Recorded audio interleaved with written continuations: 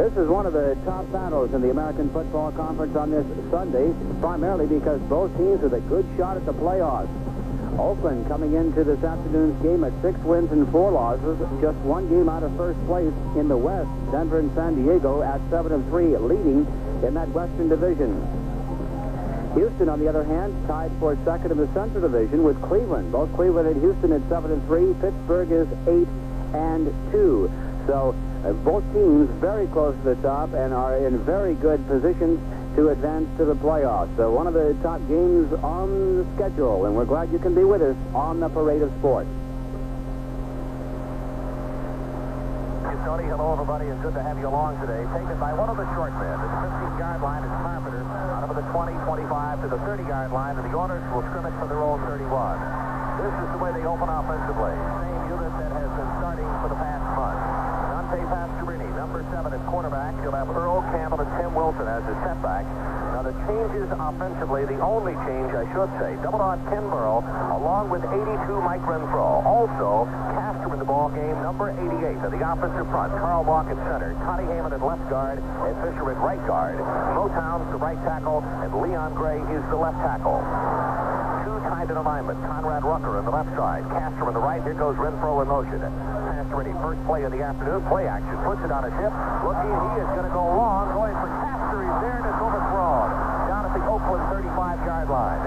Hello, first down and a long pass. Ron Stone. Well, as a matter of fact, Danny crossed everybody up on that one, and he is just a little bit of a step ahead of number 88, who was right down underneath the football. Well, the hand for the Oiler offense as they come back, indicating to Oakland that they're going to open up this time. Well, you also can hear from the crowd that they enjoy seeing that instead of the spin and hand off to Earl on the first down, the first play from scrimmage. Defensively, for the Raiders today, Dave Brownie, Dave Perrin, Pat Toomey, the down three. The linebackers, Hendricks, Monty Johnson, Phil Villapiano, and Rod Martin. Lester Hayes and Henry Williams. The corners, Mike Davis is the strong safety. 32, Jack Tatum, the veteran from Ohio State, the free safety. He had the cover on Castor just now. Second play from scrimmage. Handoff. Earl Campbell reverses the field in trouble.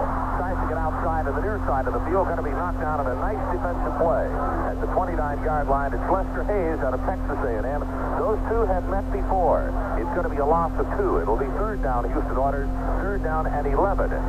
11 yards, and if they don't get that, it's going to be turned over to Oakland time. Looked like he wanted to go into the middle of the line, Ron, but Oakland stacked up pretty nicely, so he came outside, and Hayes stayed with him, and as you said, made a very good play. Ball pushed back to the 29, third in the bunch. Kinlaw checks into the ball game, so the nickel defense for the Oakland Raiders, 4 down linemen. Houston with a third down, 11. Just underway, 14 minutes to play first period. Pastorini back in the pocket, protection breaks down over the middle. You get a marker down, pass is complete at the 45-yard line. Ronnie Coleman over the middle, and Pastorini was taking on right in the chops from Dave Pear just as he delivered the football. Who's the discussion going to be with? Penalty against Oakland. They have a holding penalty. Penalty will be declined. Review, first down. That's the voice of Jim Tunney. He will be the added addition to our broadcast this afternoon. Harder, Kohler, Hammer, Knight, McKenzie, and Don Haight. That's the officiating crew today. First and 10, Houston Oilers, no score, early first period.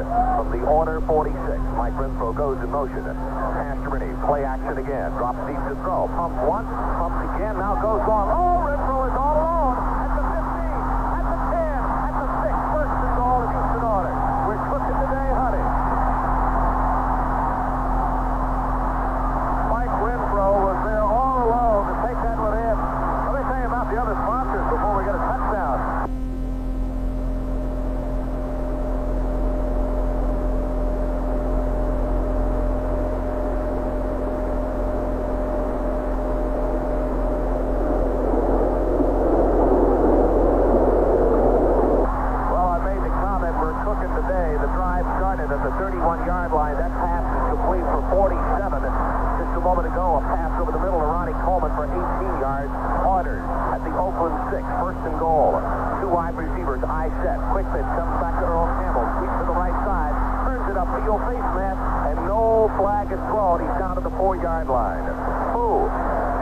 Reached out and grabbed Earl with a face mask and slowed him down. We got no marker in the field. They're going to mark it at the 5. Well, that 47-yard catch and run is the longest the Oilers have executed this year so far.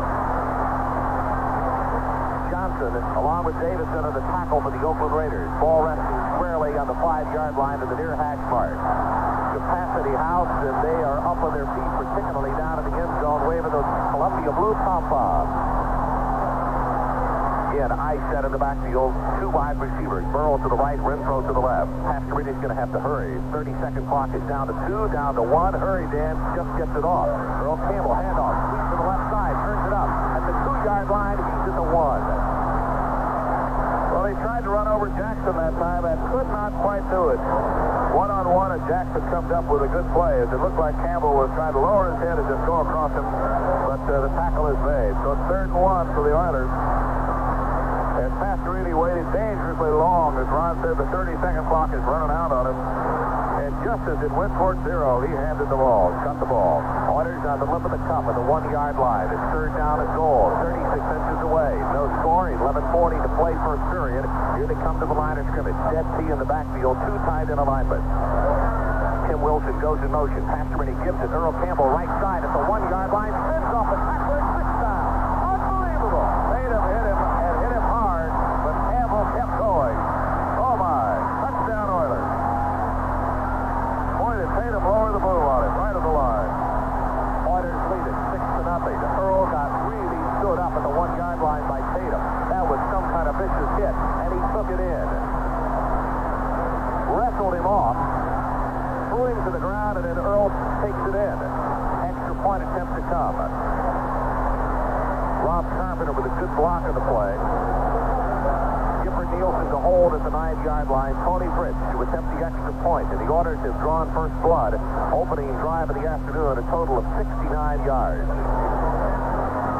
Waiting for the snap from David Carter. Arm outstretched, gets it good. Ball is down, picks it up and through. We got a timeout on the field with 11:29 to play in the first period. Our score, the Houston Oilers 7 and the Oakland Raiders 0. Houston Oilers football continues after this word from your local station.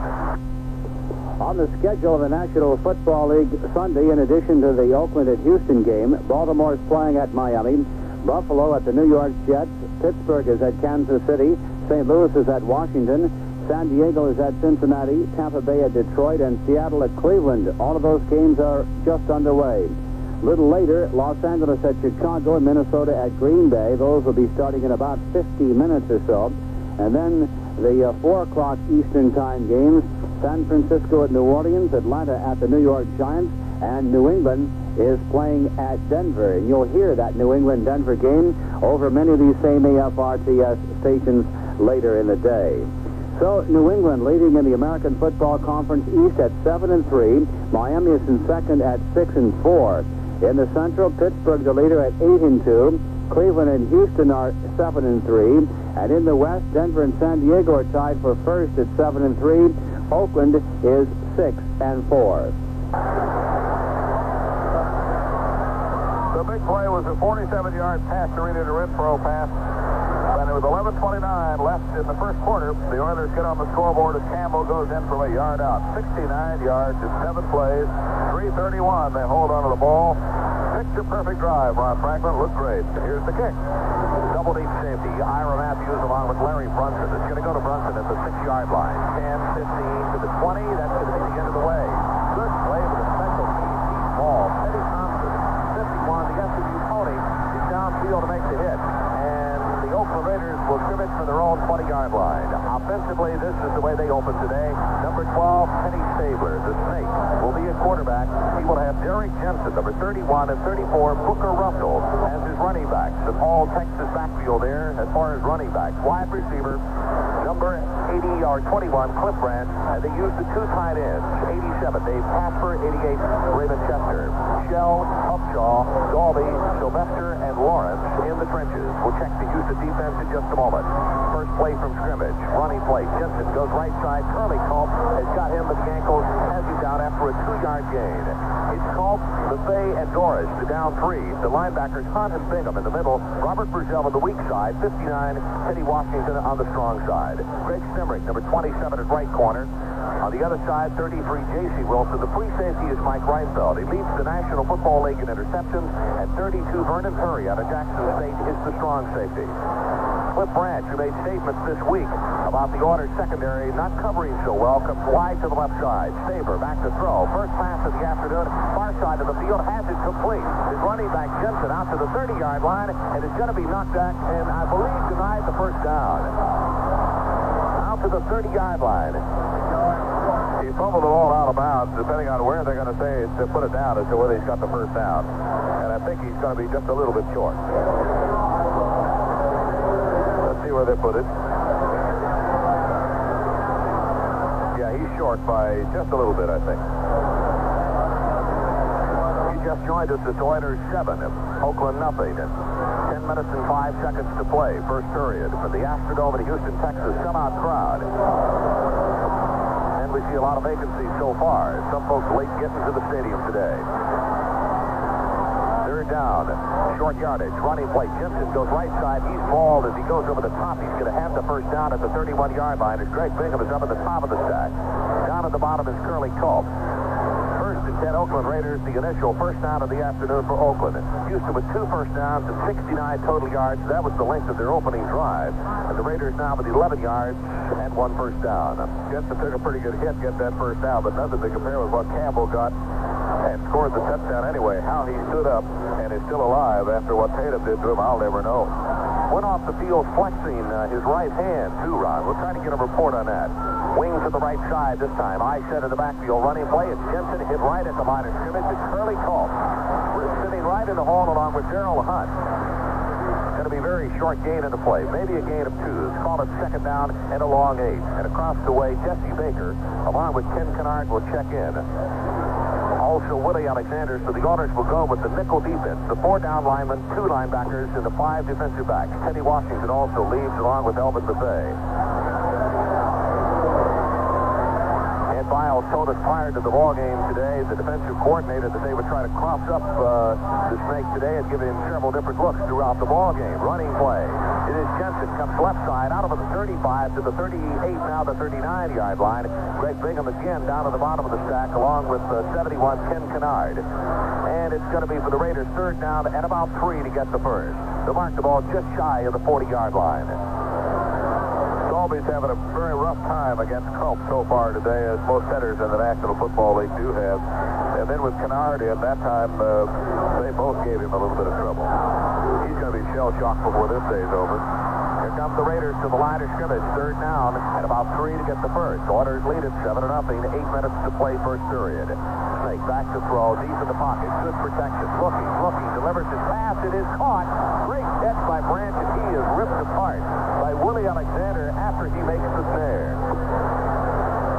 Ron, I don't see how he held on to the football. They're going to give him forward progress to the 50-yard line. Willie drove him all the way back to the 47 on a hit. One of the reasons Stabler has been able to complete as many passes as he has is because of what you just saw there. Great line work. The offensive line held back the rush of the Oilers and gave him plenty of time to wait for Branch to make the cut. Literally held back the line. From the midfield strike, first down, Oakland Raiders. They trailed by 7. Stabler spins, hands it off. Booker Russell straight up the middle, goes over the 45 to the 43. He is hit hard by Darrell Hunt, and a head-high tackle, but Hunt gets driven back to the 43-yard line. That's going to be a pickup of 7 yards. Second down and 3 coming. Mike Reinfeld also was there to make the stop for the Houston Oilers. Pickup of 7, second down and short. Oakland Raiders.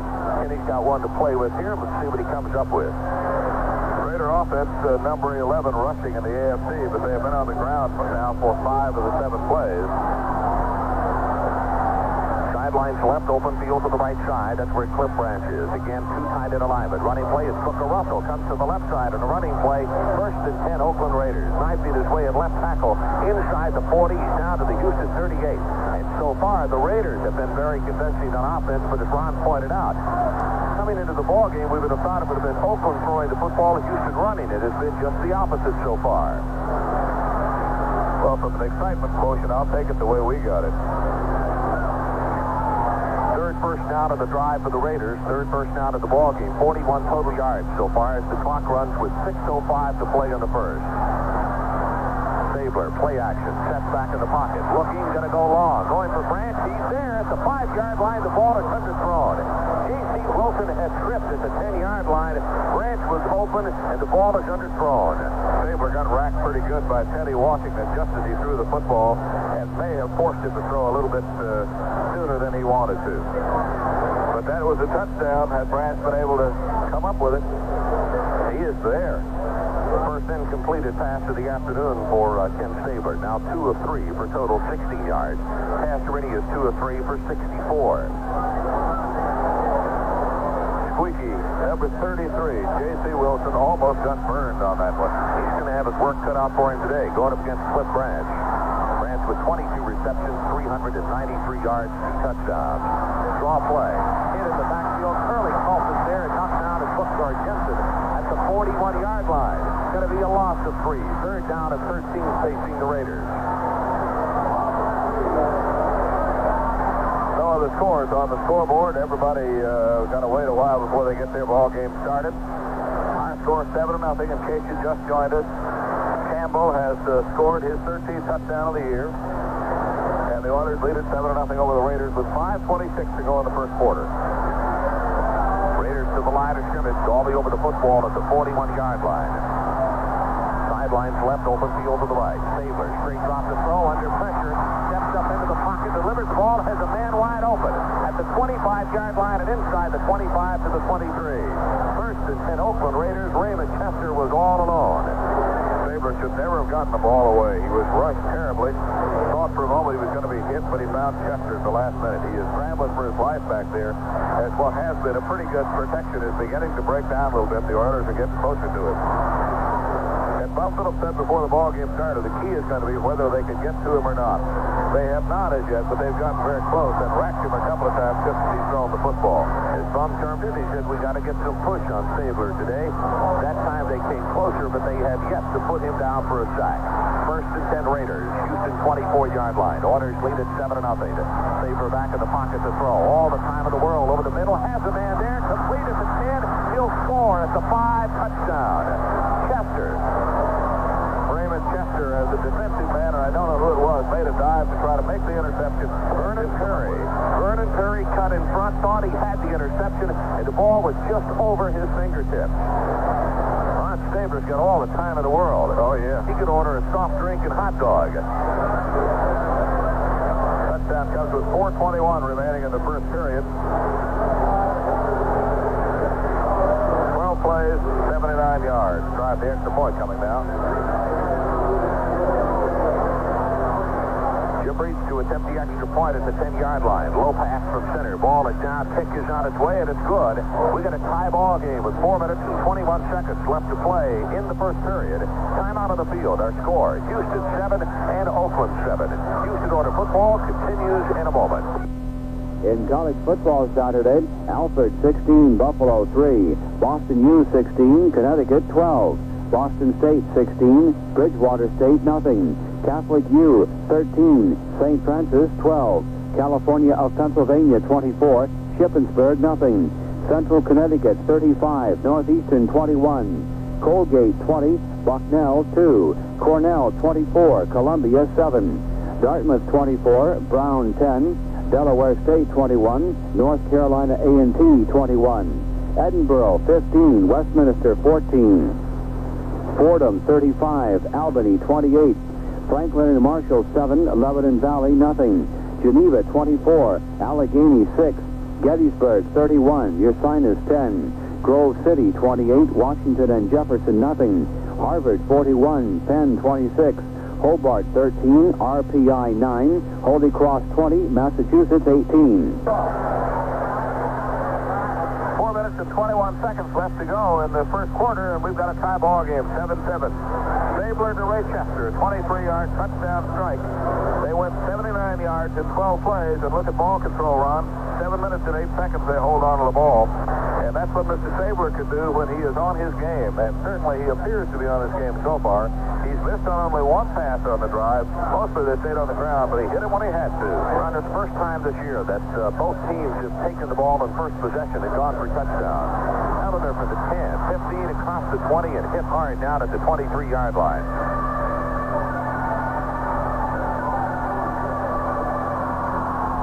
So with 4:13 to play in the first period, Oilers get the ball for only the second time in this period. And they're tied at 7 apiece. Well, you think he's going to come out fogging again like he did, or is Pastorini going to settle down and get conservative and hand off a lot? Let's see. Don't see any sense to change unless Oakland wants to try to take the pass away. Then there's a little room for the Rose to run. From the 22-yard line, I set in the backfield. Renfro comes in motion. Inside handoff. Earl Campbell near side of the field. Tries to get outside of Renfro's block.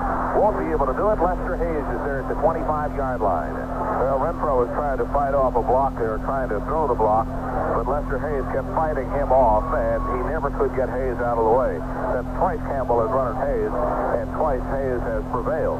That was an all-Southwest Conference affair there. TCU against Texas A&M, with Texas carrying the football. Speaking of Southwest Conference affairs, they had one in this house last night. I was in Houston, played last night, and the roof is back on, but not sure how it stayed on. Ron, I was here, and I thought not only the roof, but maybe at the seams, it was just going to pop. Sidelines right, open field to the left side. Again, Renfro goes in motion. It's second down and 6. Campbell in trouble in the backfield, going to be hit and knocked down behind the line of scrimmage. Rod Martin from his linebacking spot along with Dave Pear and Phil Villapiano. And the Oilers right now with a second down or third down, let's make it, and a long 7 yards to get this first. That time, Timmy Wilson is the man who was supposed to clear the block for him, but he never could get rid of the linebacker. And it was Rod Martin who came in to make the tackle.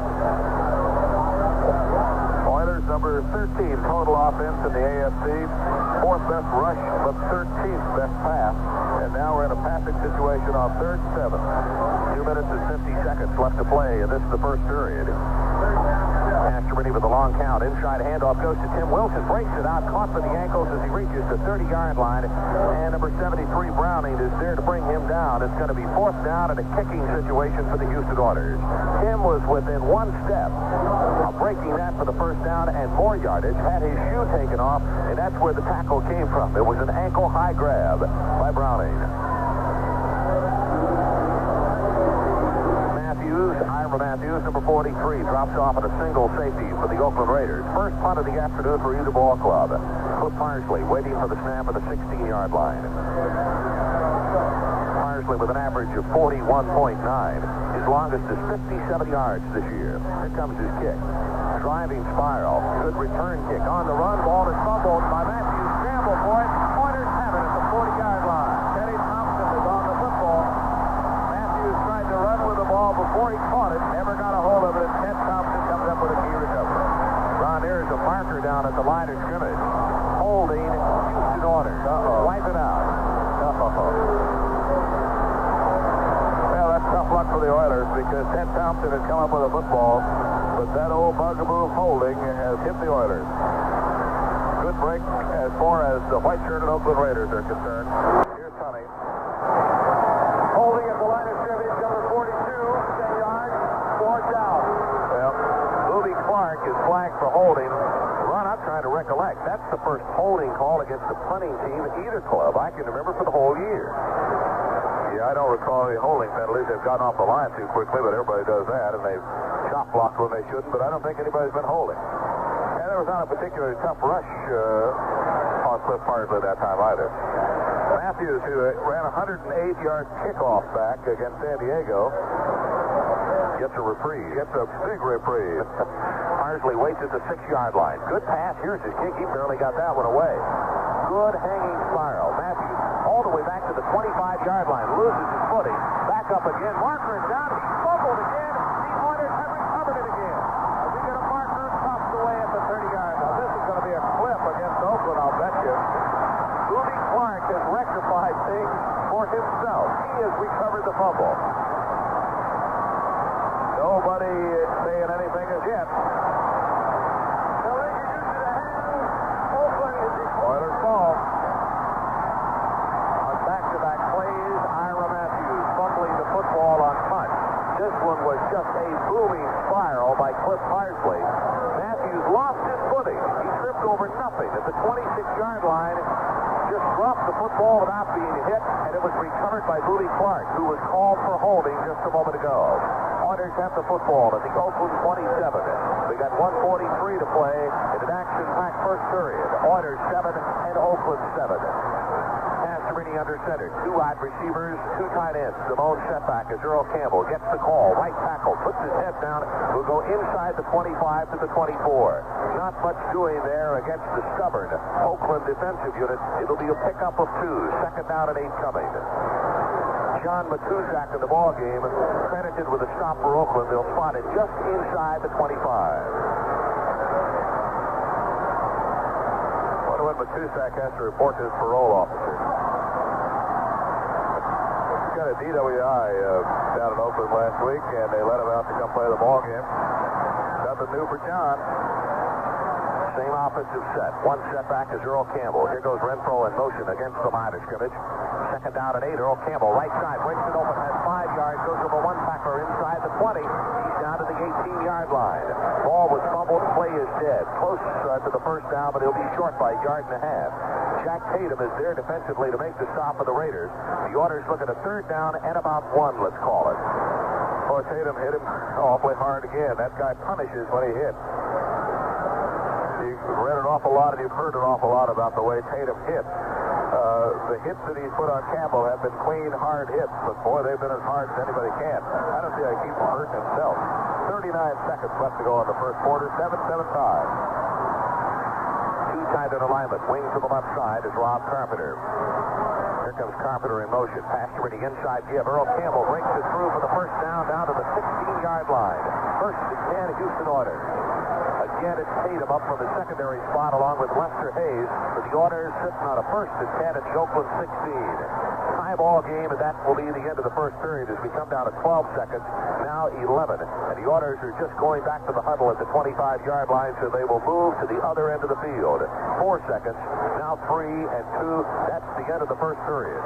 Time out on the field with our score. The Houston Oilers 7, the Oakland Raiders 7. Houston Oilers football continues after this word from your local station. In college football Saturday, Ithaca 35, Brockport State 7, Coostown 31, Mansfield 7, Lafayette 21, Wagner 3, Lehigh 12, Maine 6, Rock Haven 42, Slippery Rock 26, Muhlenberg 14, Moravian 6, Norwich 34, Middlebury 20, Pittsburgh 24, West Virginia 17, Plymouth State 35, Curry 24, Rhode Island 24, Kings Point 24, Rutgers 20, Army nothing, St. Lawrence 35, Rochester 28, Seton Hall 35, Coast Guard 20, Southern Connecticut 21, Cortland State 7, Springfield 34, New Hampshire 14, Susquehanna 8, Wilkes 7, Syracuse 30, Navy 14, Temple 42, Akron 6.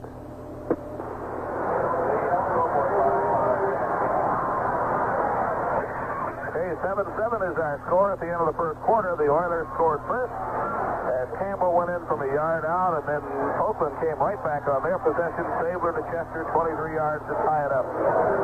On here are the first period statistics. The Oilers with 4 first downs, the Raiders with 5. Total yardage, Houston 88 and Oakland 79. Passerini 2 of 3 for 64 yards, and Ken Sabler 4 of 5 for 57 with 1 touchdown.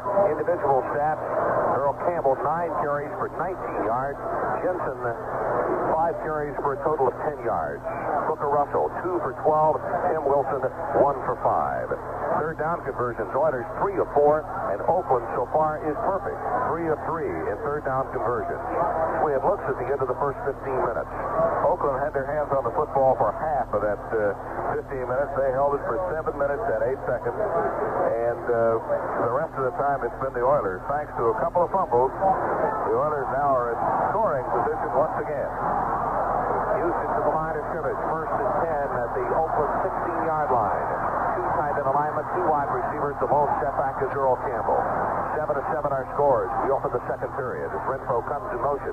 Inside handoff, inside the 20, inside the 15, I should say, down to the 11-yard line. Is Tim Wilson, who was the lone setback, and now Earl Campbell will check back in the ballgame as Dave Pear is there defensively for the Raiders. Ron, it's interesting, I think, that the Oilers scored the first time they had their hands on the football, primarily because Pastorini came out throwing the ball to move them downfield. Now, the last 7, 8 times they've had their hands on the ball, they've stayed on the ground. So a reversal of form. Throwing first, playing cautious now. Carl Mock over the football at the 11-yard line.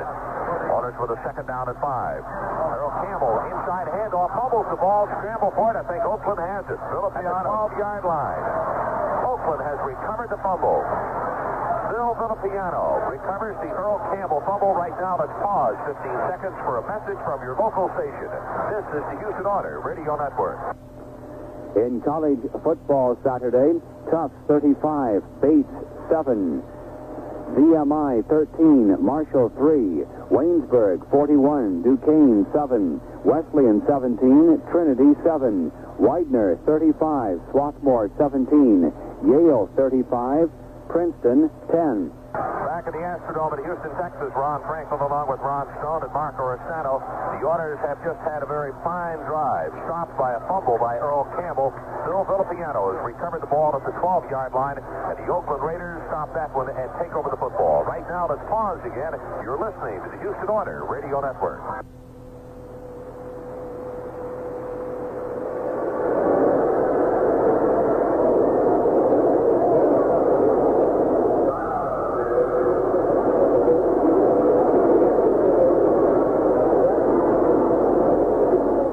Taking a look at the scoreboard of the National Football League, Cincinnati is leading San Diego by the score of 7-0. Johnson on a 1-yard plunge in that game.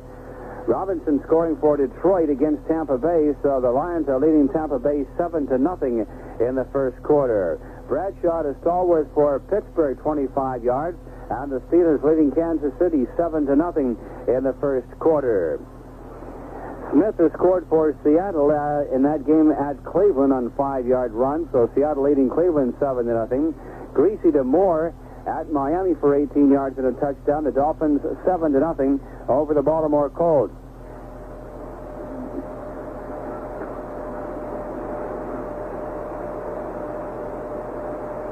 First quarter score surprising. Cincinnati 14, San Diego nothing. How do you figure that one? You know, Ron, you come up with that and you say surprising. They're a good enough football team to do that every week, but they just don't put it together. And the Oilers get them next week here. Faber from the 12-yard line. Running play. Hit at the line of scrimmage. Ball is fumbled. Who's got it at the 10? Faber has recovered. They were just handing the ball off, and I think Darrell Hunt is the guy who came in to make the hit. So it may have been Brazil, and the ball was just stripped away, but picked up by an Oakland Raider. So the Oilers now miss a golden opportunity. The ball is back on the 10-yard line, however.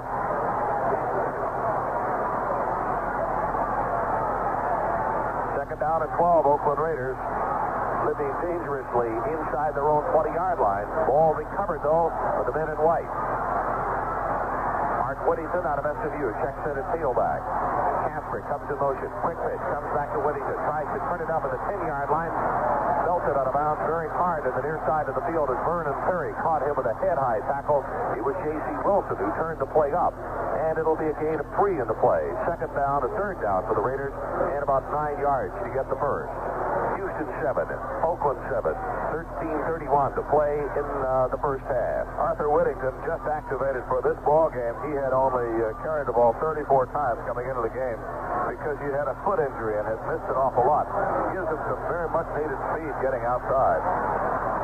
Two-tight end alignment again, but Chester comes out split about 5 yards to the right side, joining Branch. Stabler back in the pocket to throw.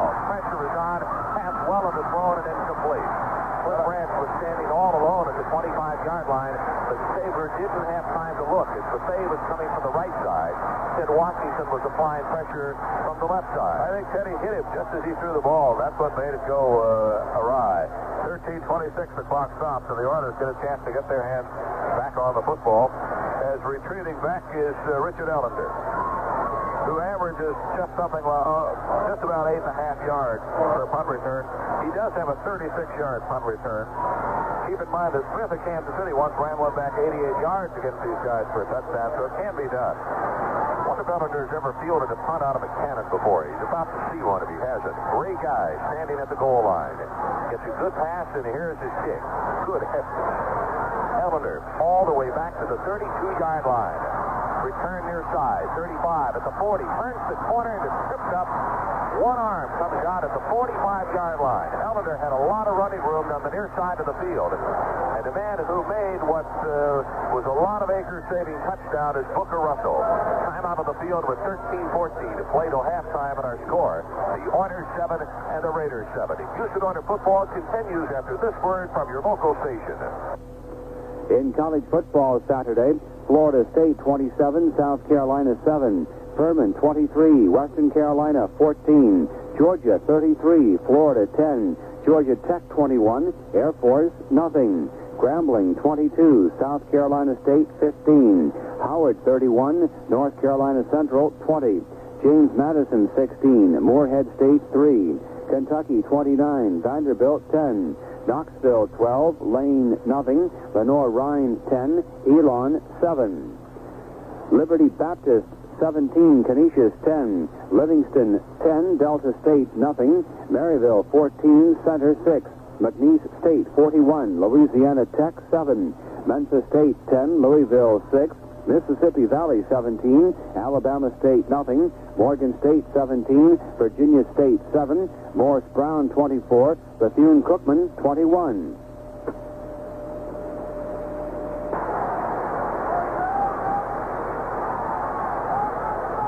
Along to you. One other score to pass along to you, the National Football League. Washington up on St. Louis 7-0 first period. Cincinnati 14, San Diego nothing first period score. Pastorini now working to 45. Waters on first down. Play action. Pastorini looking. He's going to go long, and Burrow is there at the 10-yard line. He's got it at the 5. Touchdown.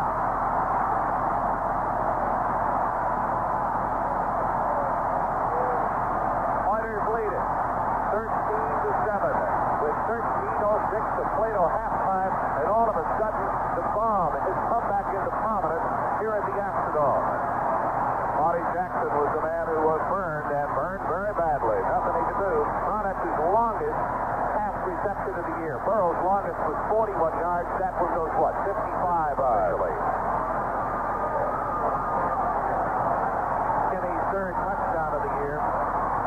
This crowd is just going nuts at the Astrodome. Far and away the most exciting game that we've had here in the Dome this year. It's been pure excitement both ways. Tony Fritz to attempt the extra point.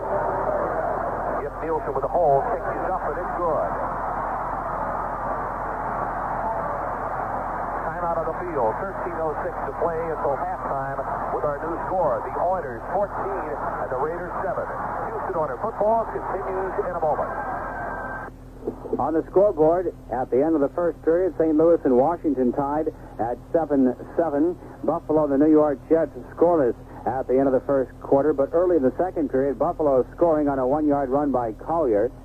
And so it is Buffalo leading the Jets 7-0 early in the second quarter. Cincinnati leading San Diego by the score of 14-0, and Cincinnati's second score in that football game coming in spectacular fashion on a 98-yard interception return by Ray Griffin. Griffin, a 2-year veteran out of Ohio State, but he's coming through in great shape on that one. A 98-yard pass interception return, and so Cincinnati leading San Diego by the score of 14-0. That game is in the first quarter at Cincinnati. Miami leading Baltimore 7-0. That's at the end of the first quarter. And Pittsburgh is 10-0 ahead of Kansas City at the end of the first quarter, as we mentioned. We are having fun here at the Astrodome on this Sunday afternoon as the Oilers lead it 14-7 over the Oakland Raiders. Dan Pastorini just ran back and fired to Kenny Burra. 55 yards for the touchdown. The drive is 8 seconds long. Ron Pastorini is 3 of 4 for 119 yards. And we're giving a lot of credit to Dan and also to Double Ock and Burrow and also to Mike Renfro. But let's give some credit to an offensive line. Dan has had all the time in the world to stand back there and throw the football. right now on 3 possessions with 147 yards. Here's Fritz's kick. It's going to come down to Matthews at the 3-yard line. 10, 15 at the 20. That's going to be the end at the 23-yard line. Ed Thompson again on special teams. He's working on himself a wristwatch for next week, huh? I know he's already got one. He's working on a second one. He's going to get one from Mama for Christmas. That's it. Oh, I tell you. Said he's got to be bumping a little bit. He recovered that fumble a while ago when the play was called back. Orders came right back and got it, though, when Matthews fumbled again. That time, Boobie Clark made the recovery. Here come the Raiders to the line of scrimmage. Ball spotted down at the Oakland 24-yard line. Used it up by 7 points, 14-7. Casper in motion, running plays. Whittington goes left tackle, going to be stood up and hit hard at the 28-yard line. Runs hard for a little guy, but that's a very vulnerable position to be in when you get stood up for the linebacker and in a hurry. Vern Perry came up. Darrell Hunt was the one who had a hold of him. They'll give him forward progress out to the 28-yard line. It's going to be a second down and about 6 to get the first. Our ball game starts late next Sunday. We'll be on the air at 2:35 for a 3 o'clock kickoff against Cincinnati here in the afternoon. Jimmy Young checks in as left defensive end, spelling Andy Doris. Everything else defensively remains the same. Casper again goes in motion. Sabers back in the pocket to throw. Pressure is on. Scrambling, delivers his pass. It's complete. Up to the 32, the 33-yard line, and Curly Culp gets all the way to the outside to make the tackle. Will not have the first down. Well, that was Robert Brazell who was back there pressuring Stabler. And as he got knocked down, speaking of Dr. Doom, he whipped his legs around and tried to trip up Stabler. I was afraid we were going to get a flag on that. I looked for it. It didn't fall. Casper catches the football, and Stabler is third and very short. Clock runs with 11 minutes and 59 seconds remaining in the first half. Oilers 14, Raiders 7.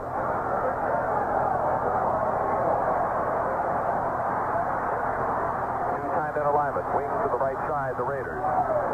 Third down and short. Sabers spins, hands it off. Jensen hit very hard at the line of scrimmage. Fights his way forward. I believe he has the first down, but it would be by just a very, very narrow margin. Did not reach the 35-yard line. Or his head came popping back as he was hit. Robert Brazell is the first man there along with Greg Bingham, but I think he got the first down. Yeah. First down for the Oakland Raiders. They have handled the football 3 times so far. The Oilers have had it 4 times, as far as drives are concerned. And they've turned 2 of those into touchdowns. Raiders, first time they had their hands on the football, went 79 yards for a touchdown. Clock runs with 11 minutes and 25 seconds to play till halftime. 14-7 lead for Houston. Saber, pressure is on, steps up into the pocket, delivers it over the middle, good hit, and the ball is dropped. We have a marker down deep at the 46-yard line. Pass was intended for Booker Russell, and Russell was hit a terrible blow by Darrell Hunt, knocked the ball away. Holding penalty against the Oilers is going to be the call. So wipe out a very good play by Hunt.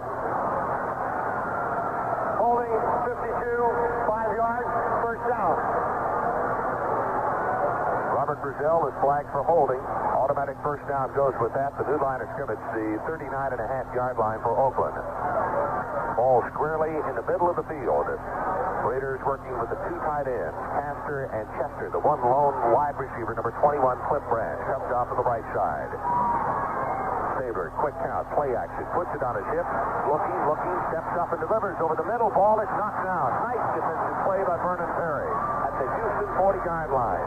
Tried to go to Raymond Chester, and number 32 moved right in front of him and almost got the football. Vernon Perry. Once again, though, Ron, lots of time for Stabler back there. He got bumped pretty good as he was delivering by Teddy Washington. Teddy has been there along with Robert Brazell. The orders continue to alternate, sending the linebackers on the blitz. First the weak side, then the strong side.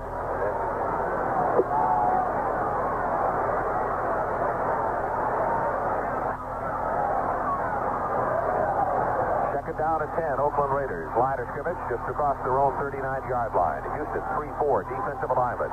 Saber back in the pocket. Pressure is on, screen to the near side. Booker Russell, 40, 45 at the 50. Head high tackle by Vernon Perry in Houston territory at the 49-yard line. Looked like Stabler was going to get caught that time. As a matter of fact, Doris did duck him. Deck him, rather, before he could duck. Maybe he ducked him, I'm not sure. Well, he got the ball away to Russell. Russell down the sidelines, and the drive stays alive as far as the Oakland Raiders are concerned. 11:02 to play till halftime. Oilers 14, Oakland Raiders 7. Houston with 147 total yards, 5 first downs. The Raiders 8 first downs, total yardage 105. The Houston 47-yard line. Move into the backfield by Booker Russell. Art Whittington goes left side, has a nice gain of 5 yards, and that's going to come back. As Russell moved before the snap of the ball, and the 5 yards will be stepped off against the Oakland Raiders.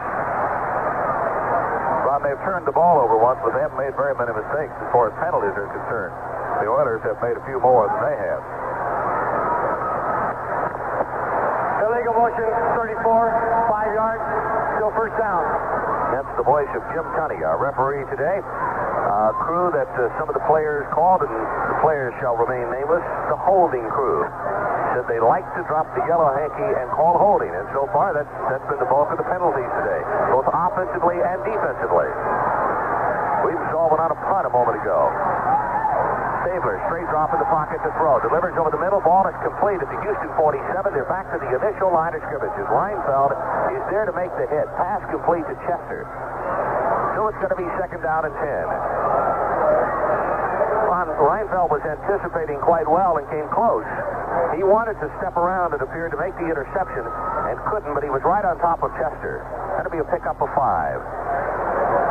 Stabler's gone to his passing game now after being on the ground for his touchdown drive. He has been in the air almost exclusively this go-around. Seattle 13-0 over Cleveland in the first period. Oilers could get some real help there.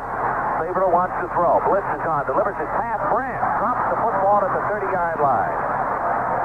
He was decked by Greg Simrick. Cliff seemed to notice the folks around him and dropped the football. Concentration was not good. And it was Robert Brazell that was putting pressure on the Snake. Branch, of course, a Houston high school star. But that time, he turned around and looked at Simrick. He heard him coming. He heard something. It'll be a third down. Play this football up in Colorado. For the Raiders, 4 of 5 on third down conversions. Here they come to the line of scrimmage. Third down with a big 10 yards to pick up the first.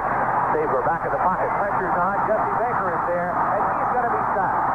Back at the 41-yard line. Well, Jesse Baker just really did a job on Raymond Chester. He came back, and Chester tried to block him, and he just threw him out of the way and got the sack. Super coverage by the secondary of the Houston Oilers. Line of scrimmage will be back at the Oakland 43, and they're out of downs. They'll have to give it up by the punt. Ray Guy comes on. Your count sack, that's 15.5 for Jesse Baker. And the guy doesn't even get to start. Some kind of bench strength, huh? As our producer just said, he gets to finish, though. Yes, and he has quite a few quarterbacks this year. Just under the 10-minute mark left to play in the first half. Oilers lead at 14-7. Here's Guy's kick. It is just a bounce of a kick. Hellender back to the 3-yard line. Return to the right. At the 10, at the 15, at the 20. Still on his feet. And he runs out of bounds across the way at the 20-yard line. Got a flag, Rod. Very good run back by Richard Hellender, who was trapped back at the 3, but somehow got away. But we do have a flag. And the call is going to be against Oakland. They're going to have to do it all over again. On the hang time on that kick was 5 seconds, or just a little bit over. 53 yards distance. Guy's just amazing. Ray Guy out of southern Mississippi. And Hellender now has got to go back and do that thing all over again, and he knows he's going to be up there for a long time. Lineman number 57 down too soon on a kick. Still fourth down. John Huddleston went down too fast. Hellender caught that one around the 3-yard line. And now he's going to be standing somewhere around the 9 or the 10. You know, the only way to train a deep safety man to receive his kicks would be to toss him off the gondola during practice of the week. You can drop him from a helicopter. You can bomb him, you know. The guy's been blocked once this year. That's the only way to stop him. Oilers had the return on. This one's going to be far shorter. At the 19-yard line, Hellender returned to the right. At the 25, knifes his way across the 30 and out to the 32. Only 3.5 seconds hang time on that one. good kick by Ray Guy. Timeout on the field with 9:34 to play till halftime, and our score, the Oilers 14 and the Raiders 7. And Houston Oilers football continues after this word from your local station. Terry Bradshaw has just thrown a 16-yard pass to Lynn Swan, and in the second quarter, Pittsburgh leading Kansas City 17-0. Sherman Smith has just scored on a 2-yard run for Seattle, but Seattle missed the extra point, and so it's 13-0 Seattle over Cleveland in the first quarter. A missed extra point may also turn out to be important at Shea Stadium. Kevin Long just scored for the Jets, but New York muffed the extra point. So in the second quarter at Shea Stadium, it's Buffalo 7, the New York Jets 6. Both teams unable to score in the first quarter. Elsewhere, Miami leading Baltimore 7-0. That's in the first quarter at Miami. Cincinnati 17-0 over San Diego after one period. Tampa Bay and Detroit tied at 7-7 at the end of the first period. Getting underway shortly, Los Angeles at Chicago, and Minnesota will be getting underway shortly at Green Bay. That game will be played in Milwaukee. So other scores in the National Football League. Miami has scored on Baltimore 7-0. They lead that one. Buffalo has scored on the Jets. They lead the ball game 7-6. Cincinnati surprising San Diego 14-0 in the second period, and a surprise Steelers, not a surprise, 17-0 Steelers winning their ball game. A surprise score is Seattle 13-0 over Cleveland in the first period. St. Louis has tied Washington 7-7 first period. What's even more amazing, that ball game's in Cleveland. Two wide receivers go right. Really very long count. Inside handoff Earl Campbell. Going to be hit at the line of scrimmage. Very short yardage. Maybe a pickup of 2 as he comes out to the 34-yard line. Rod Martin, along with Dave Browning, defensively for the Oakland Raiders, there to make the stop. Going to be a second down and 8. Ron, I just noticed Mike Barber is on the sidelines in civilian clothes now. He came out and worked out with the club, but apparently the knee is bothering him, so he's standing on the sidelines in his jeans, and we won't be seeing him today. I wonder if that means that he will be going in for an operation. We saw him walking off the field after pregame warm-ups with Bum Phillips, and he was well behind the rest of the team, walking along talking with Bum. Pastrini back to throw as the marker is down, has Pastor far side of the field across the 40 out to the 41-yard line, close to the first down, and let's check the marker that's been thrown at the line of scrimmage.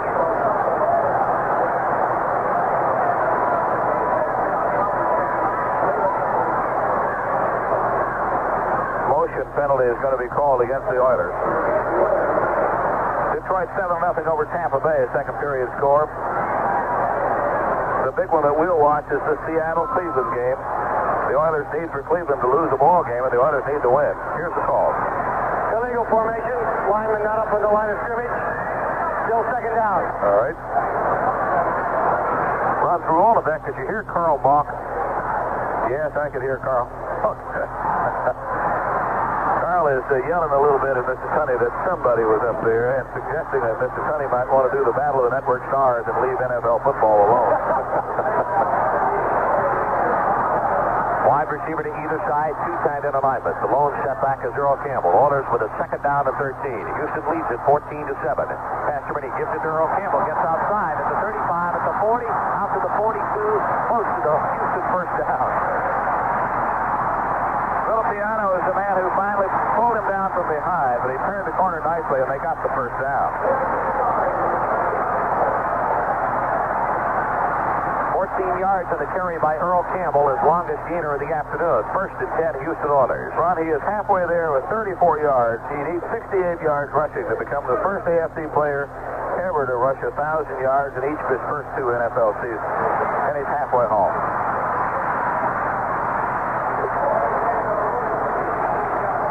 Sidelines left, open field to the right side. Out to the left is where Ken Burrow comes. He's working against Johnson, and he burned him just a while ago in the touchdown.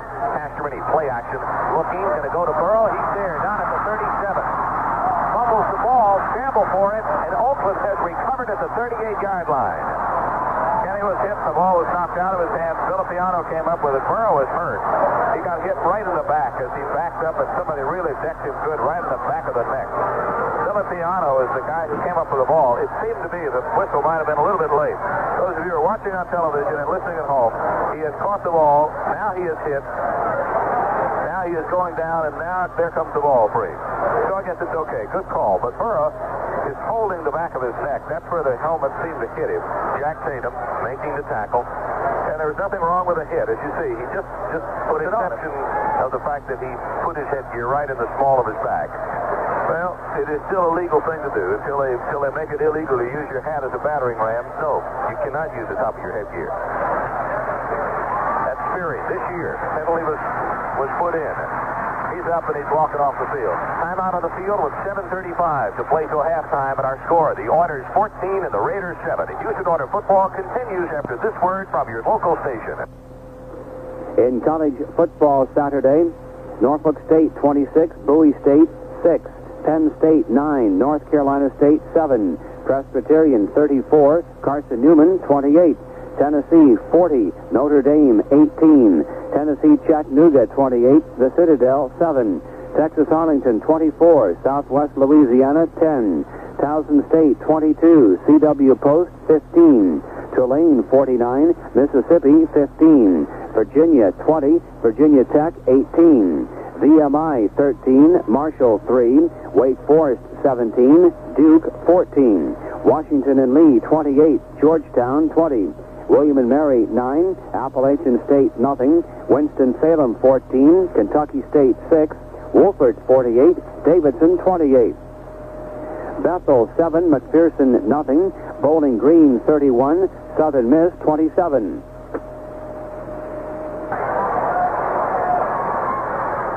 Have picked up another Oiler fumble. Last week, the Oilers played flawless football as far as turnovers are concerned. Took advantage of 4 Miami mistakes to win the ball game. And now the Oilers have fumbled the ball twice. The Raiders have fumbled twice. And it's another drive that is stalled. The ball is the 38-yard line for Oakland. Goes in motion, running play. It's Whittington tries the right side, comes to the 39-yard line. Gerald Hunt is there to make the tackle. Right now, let's pause. 15 seconds for a message from your local station. This is the Houston Oilers Radio Network. Just getting underway now at Chicago. The Los Angeles Rams and the Chicago Bears. Los Angeles and New Orleans tied for first place in the West. Chicago 2 games behind Tampa Bay in the Central. Cincinnati 14, San Diego has kicked the field goal 3. Playing in the second period, our score, the Raiders 7, the Oilers 14 with 6.5 to go. Sweep to the left side. Whittington has a block at the 45. He's out to the 50-yard line and has run out of bounds across the way. 19, Willie Alexander is out there to push him out of bounds. And as Ron accurately stated a while ago, Whittington gives them a dimension in the backfield that they have been missing. And that is that quick burst of speed. He does a great job of getting outside. Jensen will check in and replace him. Jensen more the power type runner than the quick burst of speed as Art Whittington has. Whittington out of Cuero, Texas, played his college football at SMU.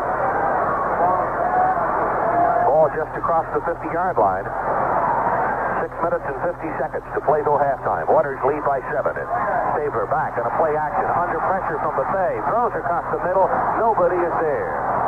Well, nobody was there to pick up Bethea. He was coming in after Bethea and Doris were both there chasing him. And huge Art Shell was trying to do the best he could to keep him away. 6'5", at least 290, but who knows what he weighs. Right, here's the report on Ken Burrow. Bruised ribs will return. A good shot from Tatum just a moment ago, and the Oilers have fumbled twice in Raider territory and turned the football over. Both times recovered by Phil Villapiano. 2 wide receivers come to the right side this time. 1 wide receiver left. Shell and Jesse Baker on the line to collide now as Jesse's going to try to get another sack. Second down, Stabler in the pocket. Flag is down, pass thrown complete. Knocked down at the 45-yard line. We've got 1, 2, 3 flags down at the field. Far downfield, around where Willie Alexander was covering defensively, a marker was thrown late. Illegal motion, number 21 offense. Illegal contact, number 19 defense. They offset, and we will replay. Still second down. Well, there you have it from Jim Tunney. Offsetting penalty, so it'll be second down and 10 once again from the 50-yard line. Cliff Branch moved a little too soon, and Willie Alexander hit somebody when he shouldn't have. San Diego scores again. It is Cincinnati 14, San Diego 10 as Bouncin bringing it back. They can do it in a hurry, the way they play offense. Same offensive set. Two wide receivers to the right, one out to the left side. Stabler back to throw. Pressure is on. Steps up into the pocket, delivers. One-handed catch by Castor at the 41-yard line. Make it Chester, number 88. Willie Alexander on the tackle, but he just reached behind him because the pass was not well thrown and grabbed it in with one hand. Oh, that's pretty. That is also scary when they can do things like that. Stabler fires with that left hand, and one hand goes up, and Raymond Chester just pulls it down with his right hand, and Willie Alexander makes the tackle. Third down and short. Clock runs with 6:05 to play till halftime. Houston up by 7 points, and the Raiders are driving. It started back at the 37-yard line where Houston fumbled. Third down and 1. Running play. Booker Russell goes left tackle, has the first down. We've got a marker deep downfield.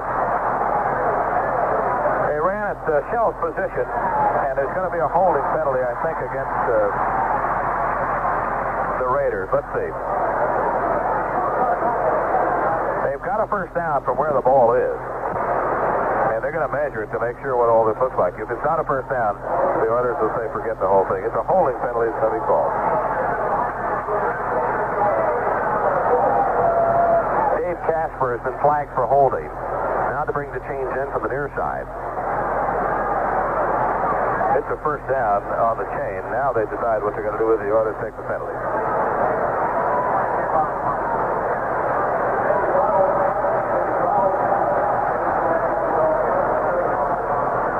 Falls on number 87, holding 10 yards, still third down.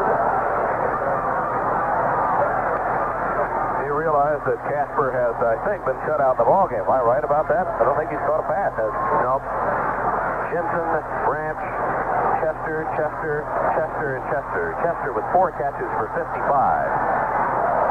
Third down, 11 yards to pick up the first. New line of scrimmage, the Oakland 49 as the crowd comes to life. Houston leads at 14-7.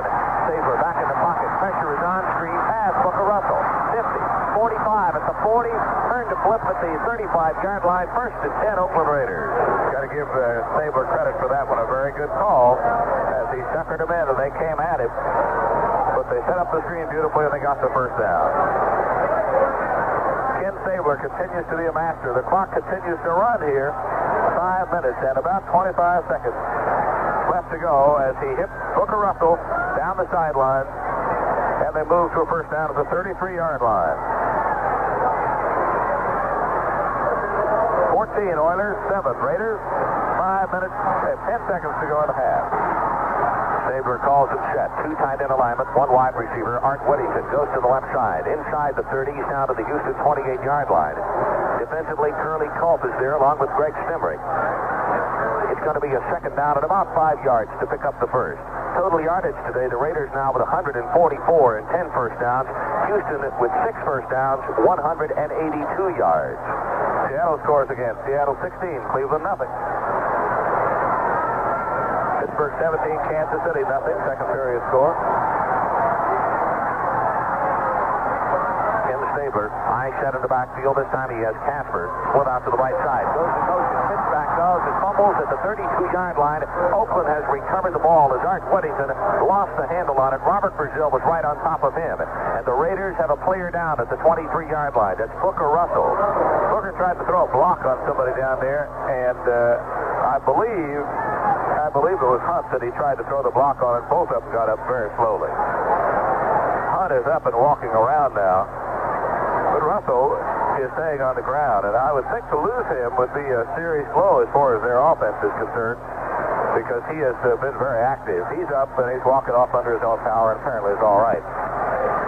4 minutes and 14 seconds remaining in the first period. The Oilers at home next week against the Cincinnati Bengals, who are so far holding on to a lead over San Diego, 16-10. Now the ball game starts at 3 o'clock here in the Astrodome next Sunday. We'll be on the air on the Texas State Network at 2:35 for the Oilers and the Bengals. And remember what happened the last time they played. Goodness gracious, overtime and French time once again. So let's see if that might happen again. It's one of the most amazing football games you've ever seen, unless you just go back to last year in Foxborough. But the same playwright had both of them. Third down Raiders, 3rd down and 9 for the Houston 32-yard line. Branch comes in motion. Saver back to throw. Sets in the pocket. Parker is down. Pass is complete to Branch. At the 25-yard line, Simrick hauls him down. And I believe we're going to have holding against the Oakland Raiders from where the marker's been thrown. I think you're right, too. And I wouldn't be surprised if it's Shell. Right about the only thing that the Oilers really have been vulnerable to in the last 3 drives is the screen pass, because they're coming after Staver with no holds barred. Holding 63, 10 yards, still 3rd down. Well, Upshaw. They saw a different one than I saw. Upshaw is the man who was caught that time. Upshaw, 34 years old, 6'5", 260, out of Robstown, Texas. And he was holded just a little bit. They got some guys on this football team, Ron, who've been around a while. Yes, they do. They're beginning to get a little old, a little long in the tooth. Got a lot of Texas folks on this team, too, Ron. 3rd down and 19 on the 42. Stabler back in the pocket. Steps up, delivers the ball. Going to go long. Has a man there, and it's overthrown. Oh, my word. Chester was open at the 10. He had just stepped behind the defense. Had him beaten by a couple. Pass overthrown. It is going to be kicking time. Ray Guy is in to kick the ball away. Too far as far as field goal situation is concerned, huh? Ron, the pressure from the inside, I believe it was Jesse Baker, is the only reason that he delivered the ball early. But Chester had cut behind Brazil. Willie Alexander was coming over to help. But good heavens, he was there. Boy, Ron, they ate up a lot of time on that drive. They really used the clock well. Just didn't get any points out of it. 3:35 to play till halftime. Oilers lead it 14-7. Here's Guy's kick. He just kicks this one a mountain. It's going to go well out of the end zone. Missed the sideline. Now they're going to say he got the sideline. No, he got to about the 8-yard line.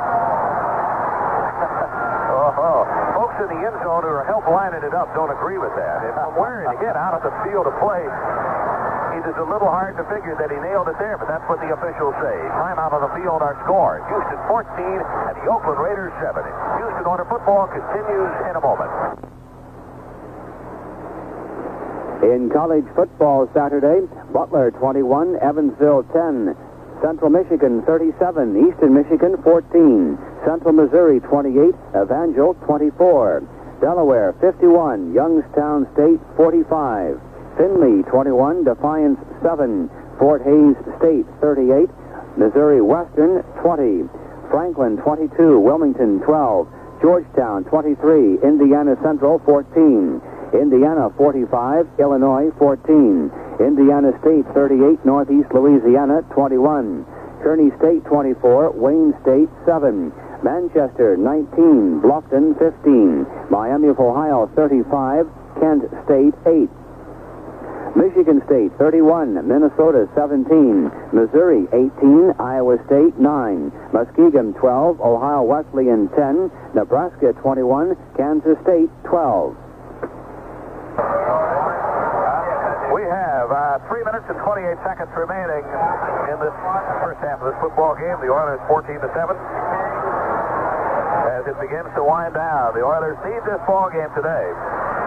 It doesn't assure anybody of any kind of playoffs, but if you're going to make the playoffs, you got to win this one. 7-3 record for the Oilers. Cleveland is losing. It's a must ball game. Passerini with a long count. Renfro comes in motion. Inside handoff is to Earl Campbell. Gets outside on the left. Going to be caught and knocked down by Rod Martin as he gets to the 11-yard line. Feared for a moment as Earl might have had the corner turned. Martin grabbed him with the jersey and slung him down. Pick up of 3, 2nd down at 7 coming.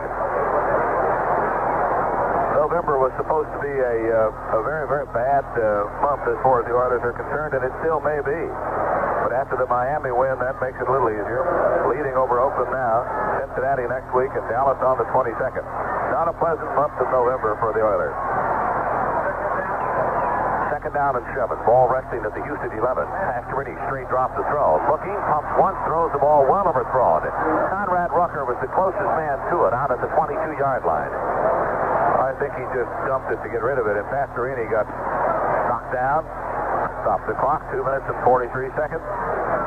Dan is 4 of 6 for 138 yards, having far and away his best day as far as one half of play. Oilers scored on a 1-yard run by Campbell. In that one, Pastorini hit Renfro on a 47-yard pass to set it all up. Then he hit Burr on a 55-yard touchdown pass. So it's been a good day for Dan Pastorini.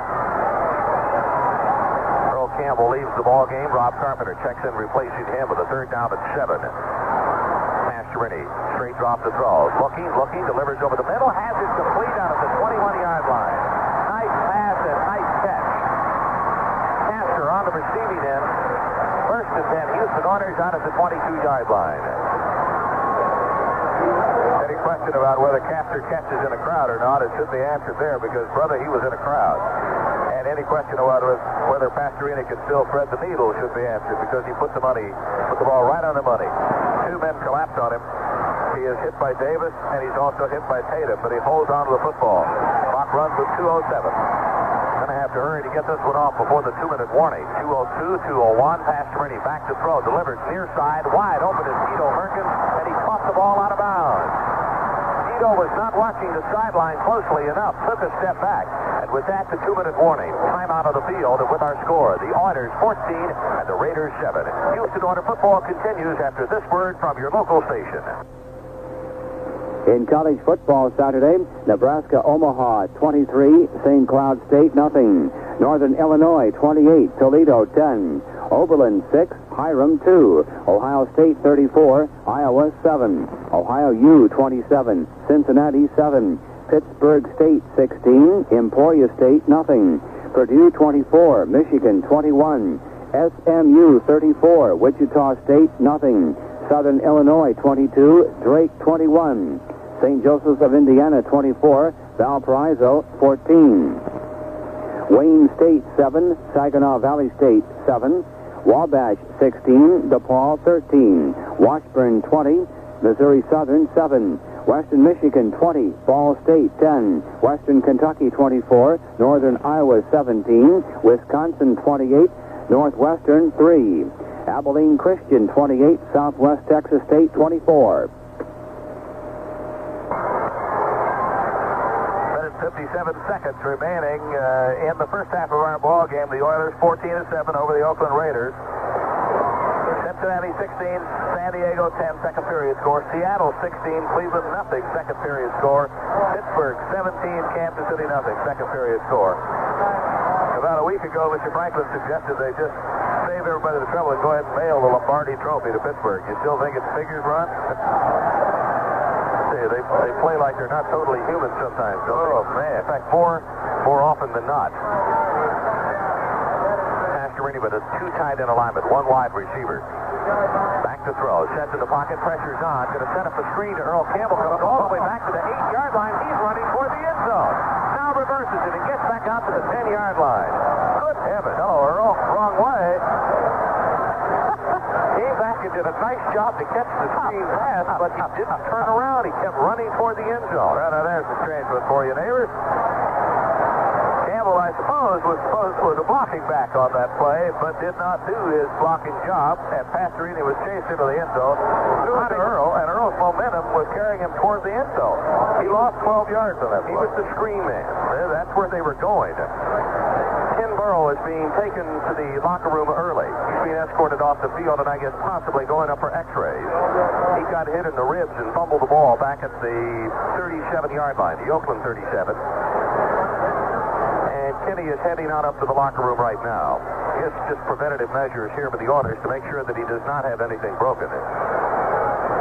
So, the Oakland Raiders call a timeout to stop the clock because Houston right now confronted with a 3rd down at 22. Miami has scored again, 13-0. Miami over Baltimore.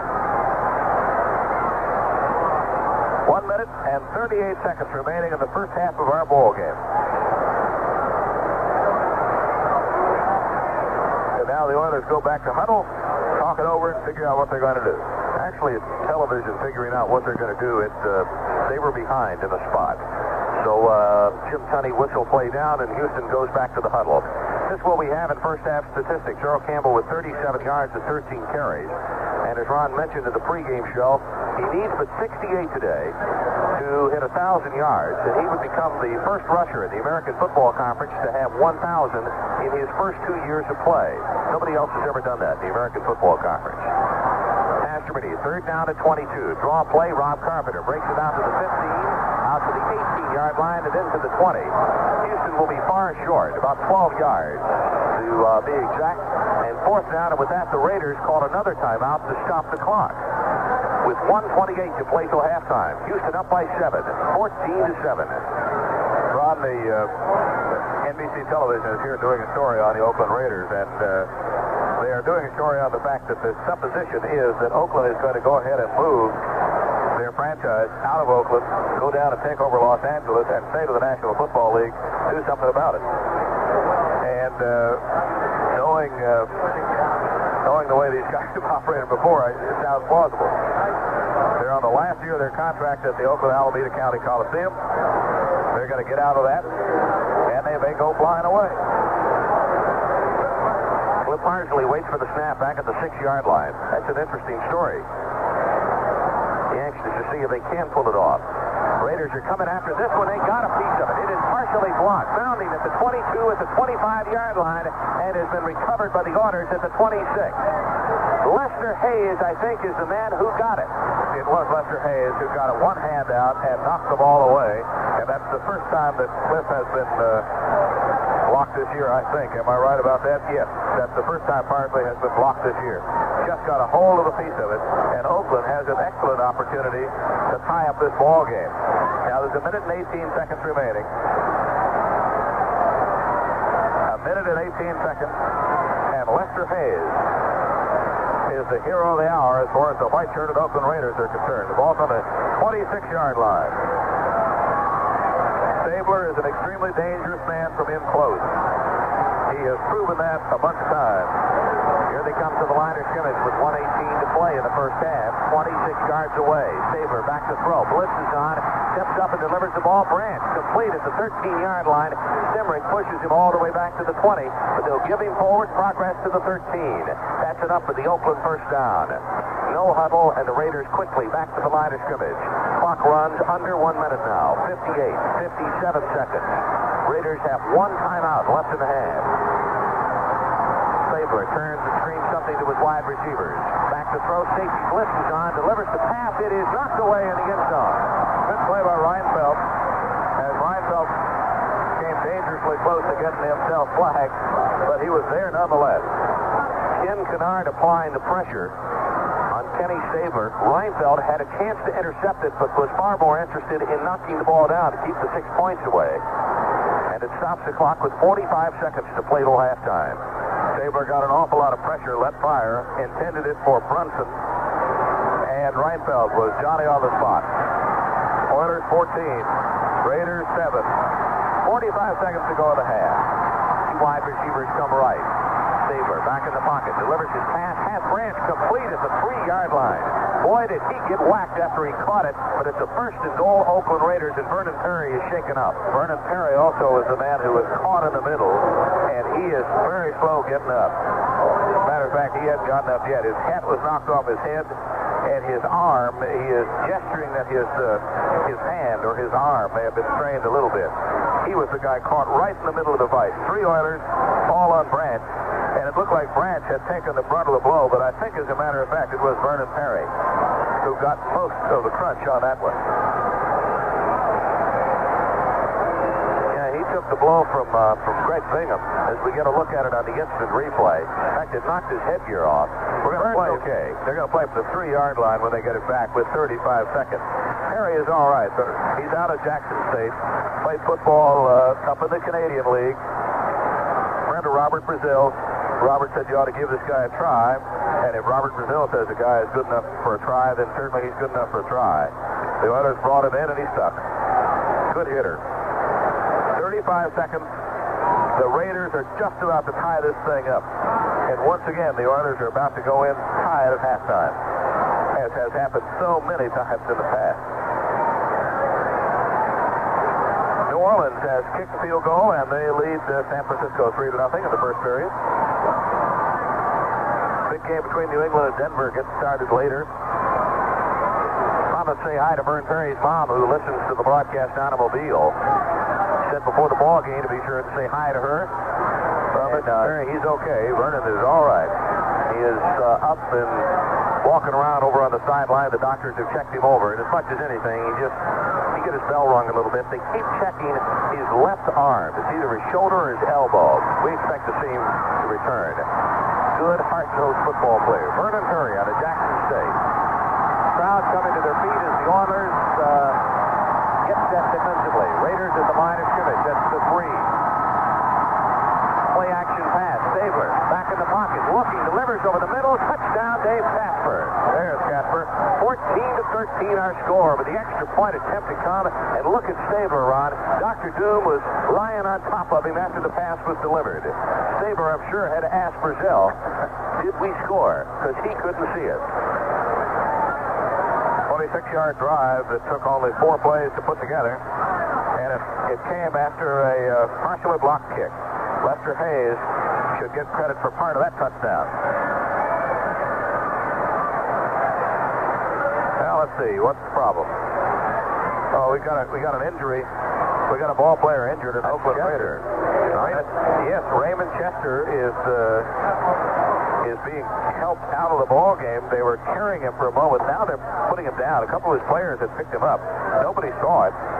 In the excitement of the touchdown, they did not notice that Raymond Chester, who has caught a touchdown pass today, and is the second leading pass receiver as far as the American Football Conference is concerned, has apparently a knee problem out there.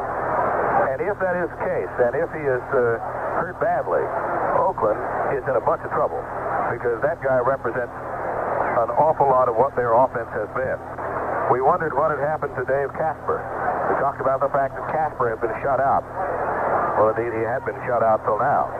But that 3-yard touchdown strike just now puts him back in business. Tom Flores is coming out of the field to look at his prize receiver, who came into this ball game with 47 receptions. And he's down and they're looking at his knee. Now they're getting some help. Some of the players from the bench are coming out on the field to help carry him off as the coach turned around and gestured that they would need some help. This indeed a blow to the Oakland Raiders.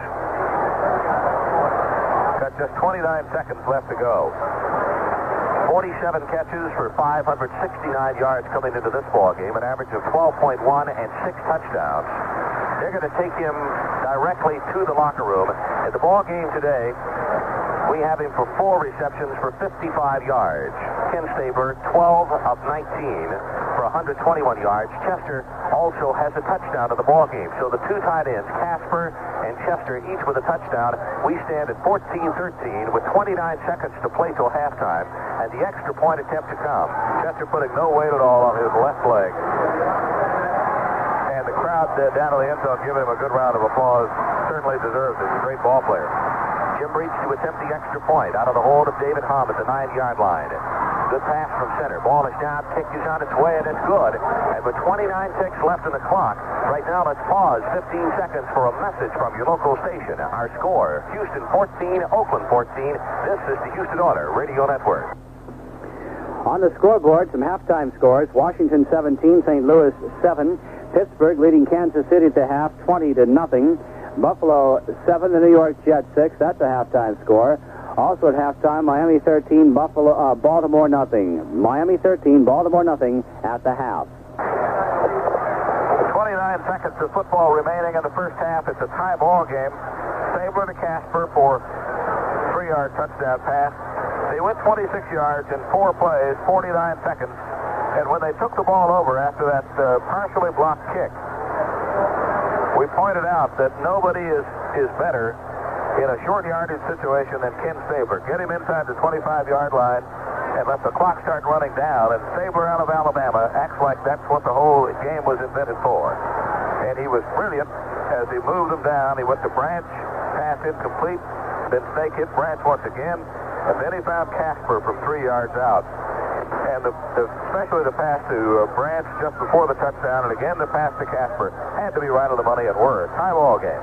On here's an injury report from the bench. Vernon Perry, a bruised left shoulder. Okay, will return. And of course the report on Chester is that we've just given you. He's been taken to the locker room. Houston 14, Oakland 14. Jim Breach getting ready to kick off. Little bitty guy, 5'6", 155 pounds. Here comes his kick, very long. Richard Ellender will run into the end zone and field this one, go down on one knee. The Oilers will take over with no time being taken off the clock by taking the automatic touchback. Houston will be 80 yards away with the 29 seconds left. 14-14. Wonder how anybody as little as Breach could kick the ball that far, but he really boomed it, and Ellender just had to chase it to the corner of the end zone. Now the Oilers, traditionally in this kind of a situation, have just let the time go. They have not tried to do anything with it, so let's see if they're going to now. I'd point out that they have broken a little tradition by the way they're playing today. Put the ball in the air an awful lot more and gambling more, not nearly as conservative as they have been. Tito Merkins continues to work for Ken Burrow at wide receiver. Earl Campbell comes left tackle, goes 3 yards and now 4, out to the 24-yard line. Rod Martin is the first man there to hit him along with Dave Pear. Clock runs down now with 16 seconds and 15. Houston will make no effort to stop the clock. That will possibly be the last the last play until halftime. 8 seconds and now 7. Houston with 7 first downs, 198 yards, and the Raiders with 12 first downs, 166 yards. There's the gun. It is halftime with our score. Houston 14 and Oakland 14. We'll have halftime activities with Houston Oilers football continues in a moment. Tony Fritz will kick it off to start this one. We are all tied up. And here's Fritz kick. Matthews and Brunson back at a dual safety. This will be Matthews at the 10-yard line, 15, 20, at the 25, and out to the 30-yard line. A marker now has been thrown from back away from the pile. And it appears that the Oakland Raiders are going to start off with a penalty to open the second half. We also can report that in looking through the glasses down at the bench that Ray Chester did not return for the second half. Left with a knee injury, and it appears that we will not see him in the second half of play, which is indeed bad news if you're an Oakland Raider fan. 51 catches on the year, and you take that out of the offense, and that is very big. Of course, number 87, Casper, will have to help take up the slack. Number 31, blocking below the waist. Derek Jensen is the man who is guilty of the foul. Stabler, along with, let's see who they start in the backfield. We see Booker Russell on the field. Jensen also number 31, so it'll be Russell and Jensen as the setbacks. Dave Casper will work at tight end.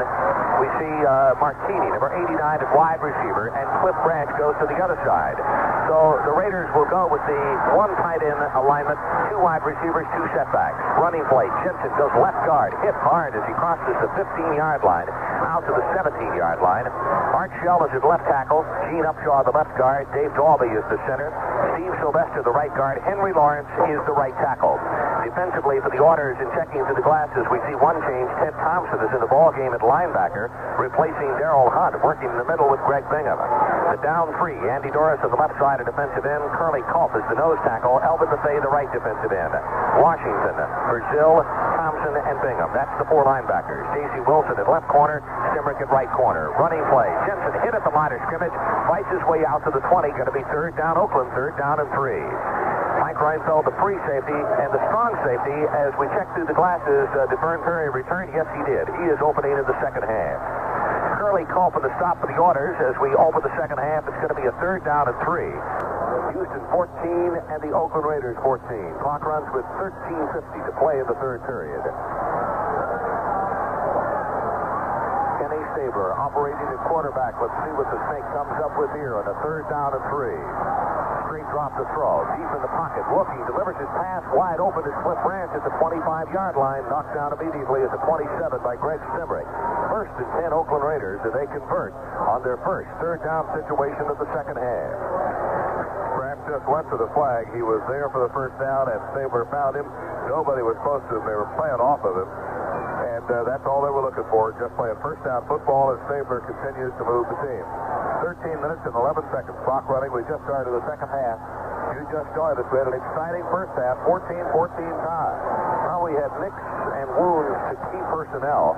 We also can report that Double Dog Ken Burrow is on the order bench and appears to be okay. Jensen sweeps to the left side, only will have 1 yard. Knocked down hard at the line of scrimmage. Good tackle by Ted Thompson. Going to be a gain of 1. 2nd down, a long 9 to pick up the 1st down. total yardage, Oilers 197, Raiders 179. First downs, Raiders 14, Houston 8. Pastorini has had the hot hand today, 137 yards, 6 of 9 throwing. And for Ken Stabler, 13 of 20 for 128 yards. Another big stat for the Raiders, they're 6 of 9 in third down conversions. Movement at the line of scrimmage, no markers down. Running play comes to the near side. Art Whittington over the 30 to the 31-yard line. Knocked down, will not have much yardage as Elvin Buffet came from his right defensive end spot. And it's going to be a third down, Oakland. Third down, and let's call it 6 to pick up the first down. As quickly as Whittington gets off the football and moves away, and he can really motivate, you've got to believe that the Oilers are reacting quite well to him. Cleveland has scored again. It is Seattle 16, Cleveland 10, playing in the third period. I'll bet you that old stadium up there is really rocking and rolling right now. They fell behind early, but the Browns are coming back. 16-10. Seattle leads it in the third. Third down, Oakland. Back to Sproul. In the pocket, delivers over the middle. Ball is tipped. It's intercepted. Reinfeld, 45 at the 30. Still on his feet at the 25. At the 20-yard line and knocked out of bounds at the 19. Reinfeld, interception number 10.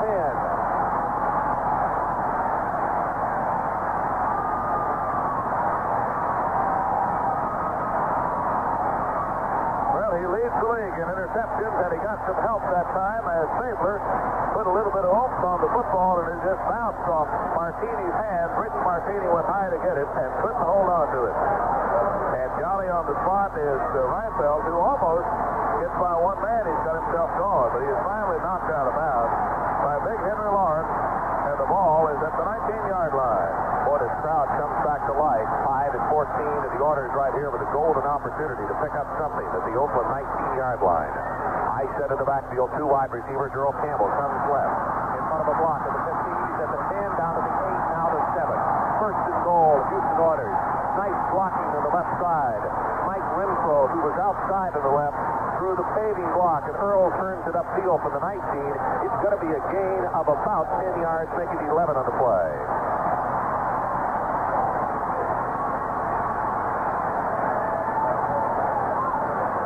Started at left tackle, went outside. Rod Martin was the man who was held up just momentarily.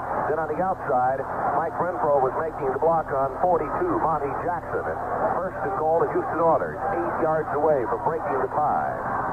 Out of the huddle and up to the line of scrimmage. The veteran center from Southern Illinois, it is Carl Moss.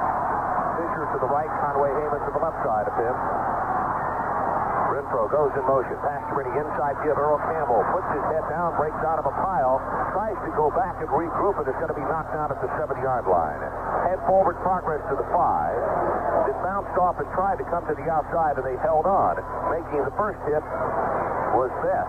And then Rod Martin came in to figure him off.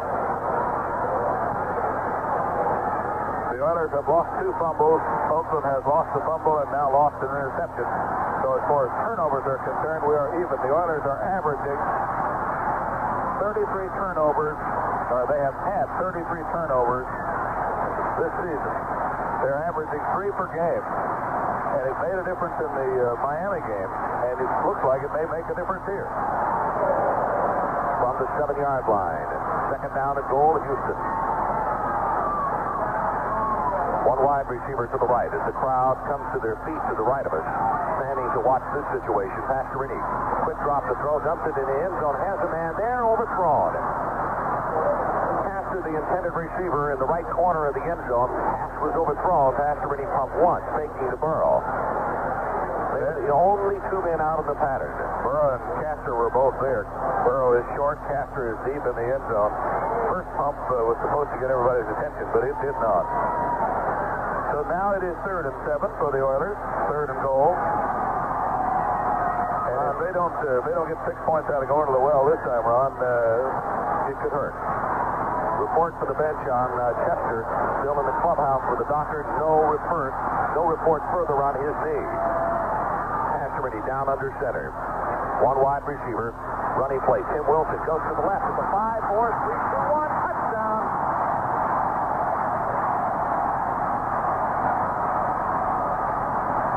His first touchdown of the year. Timmy turns and throws it into the end zone crowd. It'll cost him 15 see that he doesn't care at this point. Oilers lead it 20-14.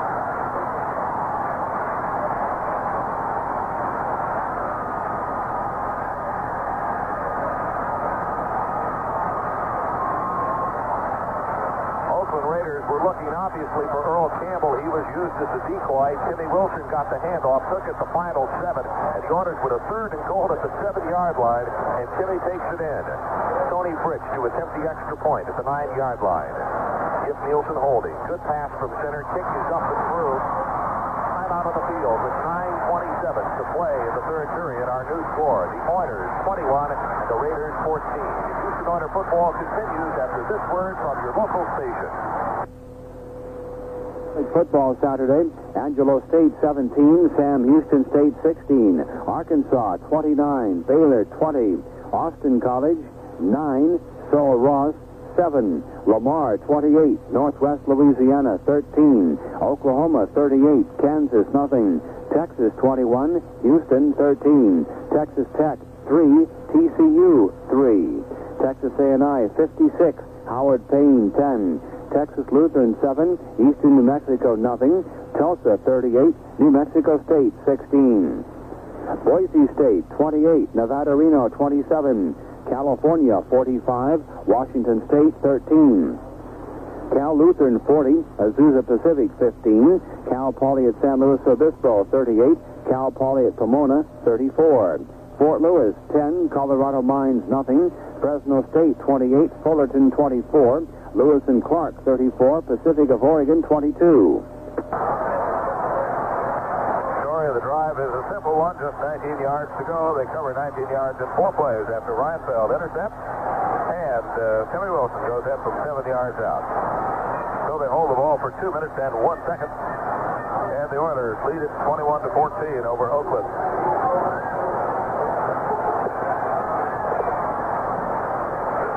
Seahawks leading the Cleveland Browns 16-10, playing in the 3rd period. And Cincinnati holds on to a 14-13 lead over San Diego. Let me repeat this thing on Chester. We were just about to read before the touchdown. He is still in the clubhouse with the doctors, and they have issued no report. We know that he has knee injury that could be serious. Fritz is kicked very high and deep. He's going to come down to Matthews at the 3-yard line. 10, 15 at the 20. Good heavens, he is almost beheaded at the 20-yard line. Boy, the special teams playing with precision today. And Tito Merkins downfield who made the initial contact, and then Darrell Hunt, who was the special teams player of the week last week, or last Sunday in the Miami game. It's 18 yards on the return, and the Raiders will scrimmage for the 21-yard line.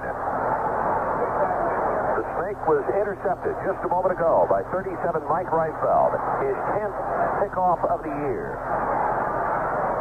Mike tries to tell the story. It's the right place at the right time, but you got to know where to be also to have 10 interceptions at this point of the season.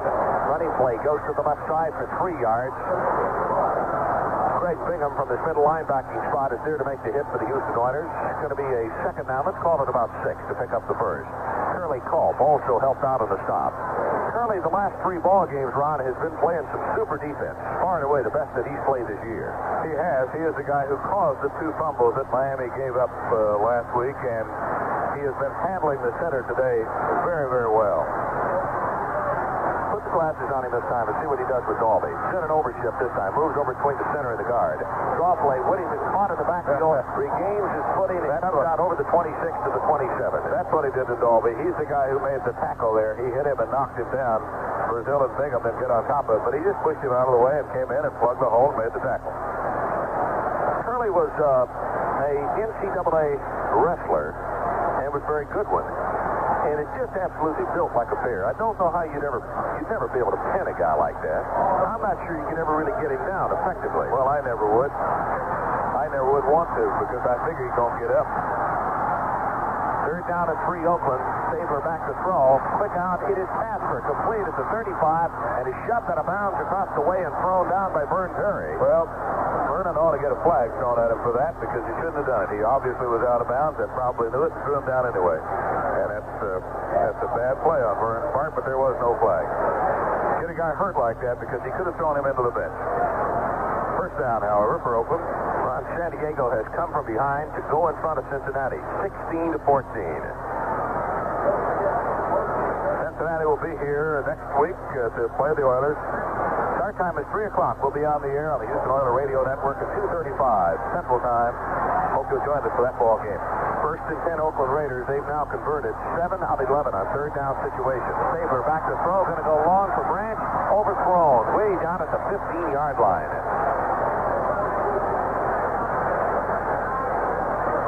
All off and fired on that one. Nothing wrong with his arm anymore. Kenny Stabler, following his worst season ever. 30 interceptions last year. 13 this year, counting the one he just threw into Reinfeld's hand. The Snake just had elbow tendonitis.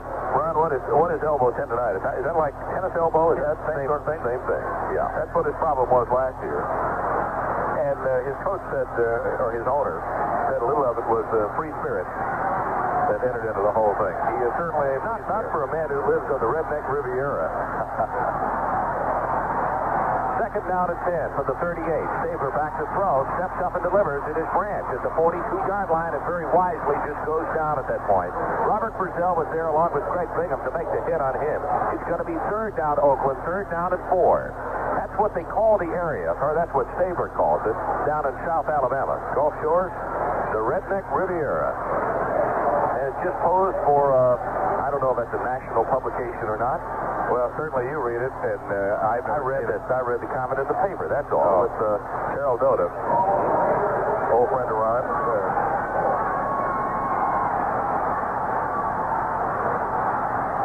Branch now with 5 catches for 46 yards. Stabler back to throw, third down. Steps up into the pocket, delivers the ball, overthrown and almost intercepted.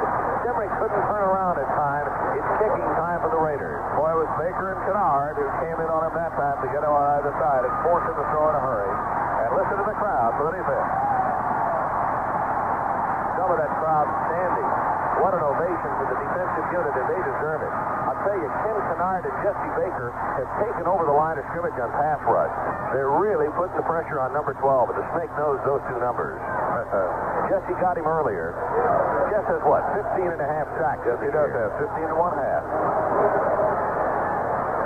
Ray Guy will try to scrape the ceiling with one once again.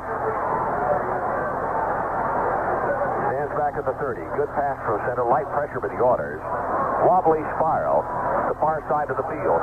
Gathered in by Elder at the 15. Going to be knocked down at the 18-yard line.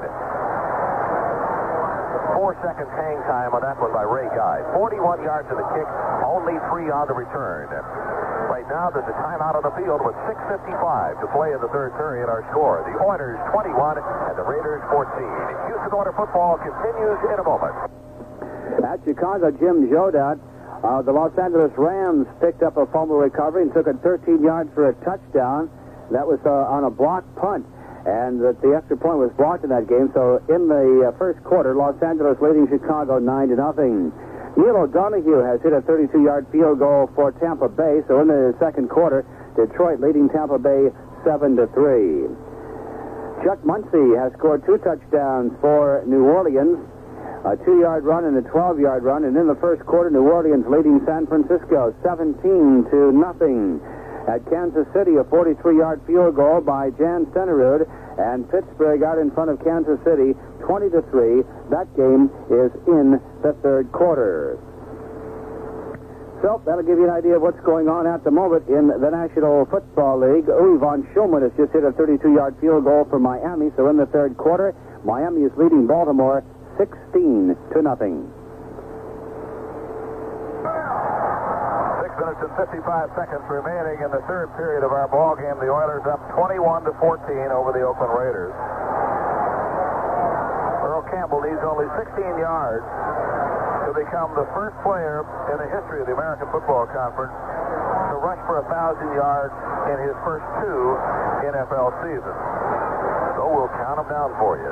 16 yards is all that Potter Rose needs. Oilers with a first and 10 at their own 18-yard line. They're up by 7 points, 21-14. Campbell the lone setback this time. After a very long count, hollers something to his wide receivers. Pitches the ball back to Earl Campbell. Sweep to the right side. 20 out to the 25 and out to the 27-yard line. There's some of it. There's just about 10 yards of it there by Earl Campbell, going for 1,000-yard season number 2 in his very young career. Monty Johnson defensively makes the stop. They'll mark the ball out at the 27. 9 yards picked up at the play. He needs but 7. Only 7 yards. And if you hear a cheer in the booth, Stat Ford has been given permission to cheer on this. Stat drools a lot when we get close to records, and right now his paper is wet, friend.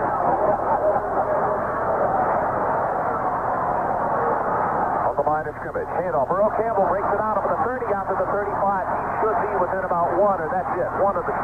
Let's see where they're going to mark it. That did it.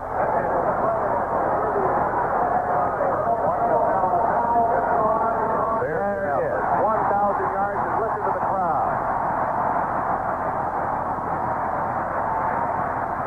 His total for 2 years, 2,451. He just broke it by 1 yard. The first man in the American Football Conference to go over 1,000 in first 2 years. 2 tight end alignment. Renfro comes in motion. Pass to Brady. Play action. Under pressure. The blitz is on. Danny running for his life. He's going to be sacked. Back at the 31-yard line. Oh, the linebackers were coming, and the man who was after was Rod Martin, who has been back there before. And Martin slammed him down without getting anywhere. Danny tried to run loose. He was looking for Renfro down the sideline. Renfro covered very nicely over there. But Davis, I believe it. He couldn't do anything about it. And in comes Martin to make the tackle. Responding now to the announcement from the public address man, Jim Carolla, announcing that Campbell has just gone over 1,000 yards, and the first player to do that 2 years running in the AFC. Orders for the second down at 13. Line of scrimmage to row 32. Houston 21, Oakland 14. Pastor Murray, play action, looking, going to go long, and he is going for Renfro. Oh, what a catch down at the 40. On his feet to the 35 and then to the 32. What a catch by Renfro. No way he's going to catch that ball. Mike Davis standing there watching it sail over. Renfro looked like a basketball center. A little bit of Moses Malone going very high.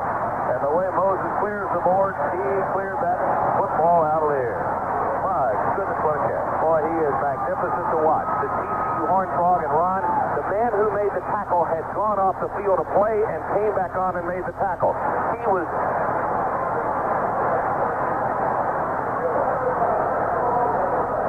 Mike Renfro has had himself as good a day as he's had this year. 2 tight end alignment, wide receiver to either side. Campbell the lone setback. Houston on first down, pitches back to Earl Campbell. Under pressure, breaks off one tackler, not going to get by Lester Hayes at the 36. Ted Hendricks refused to let him go, as he got a hand on him and just sort of held him back. Nowhere for Campbell to go on that, but lost yardage.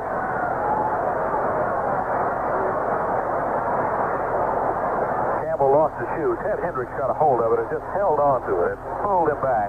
He kept fighting to try to get loose, but could not. 3 minutes and 16 seconds remaining in the third period of play. The Oilers 21, the Raiders 14. San Diego back ahead of Cincinnati, or ahead of Cincinnati for the first time of the ball game, 16-14. Ron? Earl just unbroke his record. Right. He's going to do it again. They're going to give 2 game balls. Pastor Murray at 2nd and 13. Back in the pocket, looking, delivers, looking for Burrow at the 5. He's got it. Touchdown. What a pass.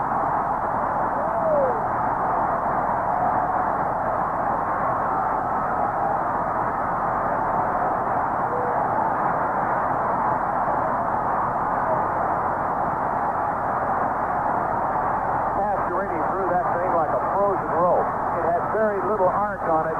Burrow just split the seam, caught it at the 8-yard line, and waltzed into the end zone. Oilers 27, Raiders 14.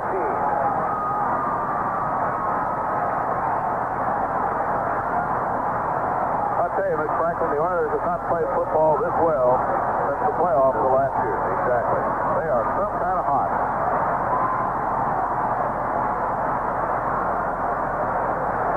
To attempt the extra point at the 9-yard line. Out of the hold of Gifford Nielsen. Good pass from center. Ball is down, 6 is up, and it's perfect. 2 minutes and 50 seconds left to play in the third period. And all of a sudden, the Oilers had jumped into a 14-point bulge. Time out of the field, our score. Houston 28 and Oakland 14. Houston Oilers football continues in a moment.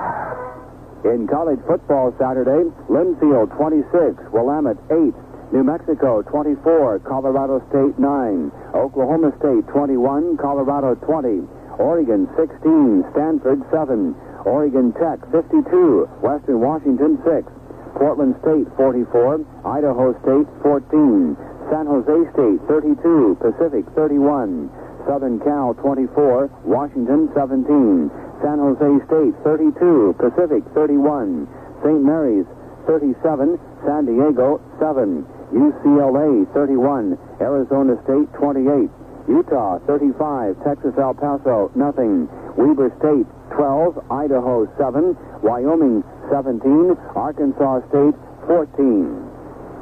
Two top 10 teams beaten in college football Saturday. 4th-ranked Houston losing to Texas.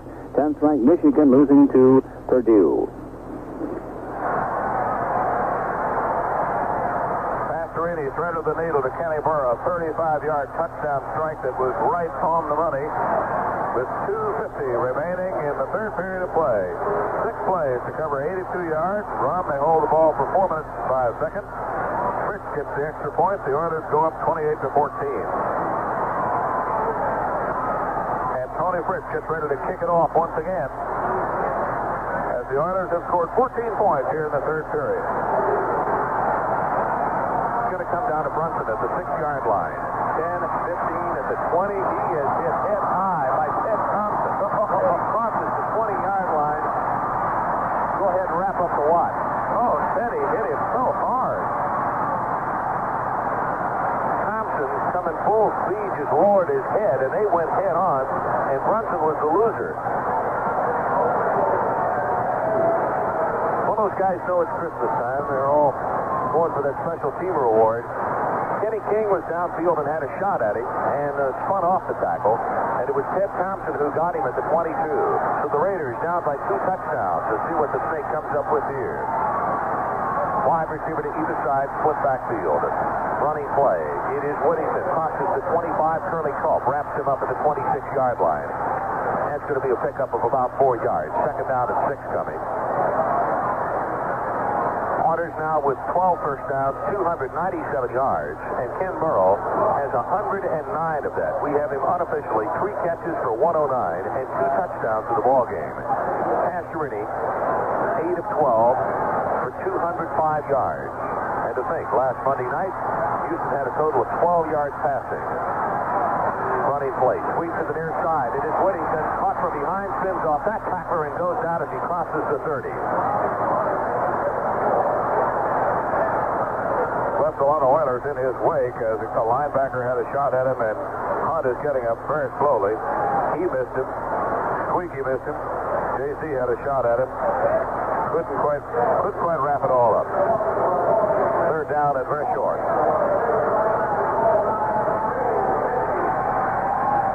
Crowd is applauding because the announcement is made that Hall of Famer Ray Nitschke is one of the people in the crowd here.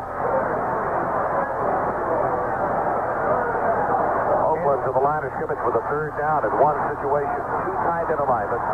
Wings to the right side. Running play is Booker Russell. Spins off one tackler, goes down hard at the 33, has the first down. Russell had some rib injuries earlier in the ball game. Obviously, he is all right. Keep in mind that Raymond Chester has not come back out onto the field, and the Raiders are playing without what has to be their number 1 threat. Coming into the ball game, he had caught the ball 47 times for 569 yards. He was injured, ironically, on a touchdown play that he did not figure in. Ken Staver back to throw and first down. Pressure is on, delivers his pass, is caught by Casper at the 40. Out to the 44-yard line, still going at the 47, now the 48. Washington tried to go one-on-one with Casper and couldn't bring him down. Right now, let's pause 15 seconds for a message from your local station. This is the Houston Oilers Radio Network. This is the American Forces Radio and Television Service.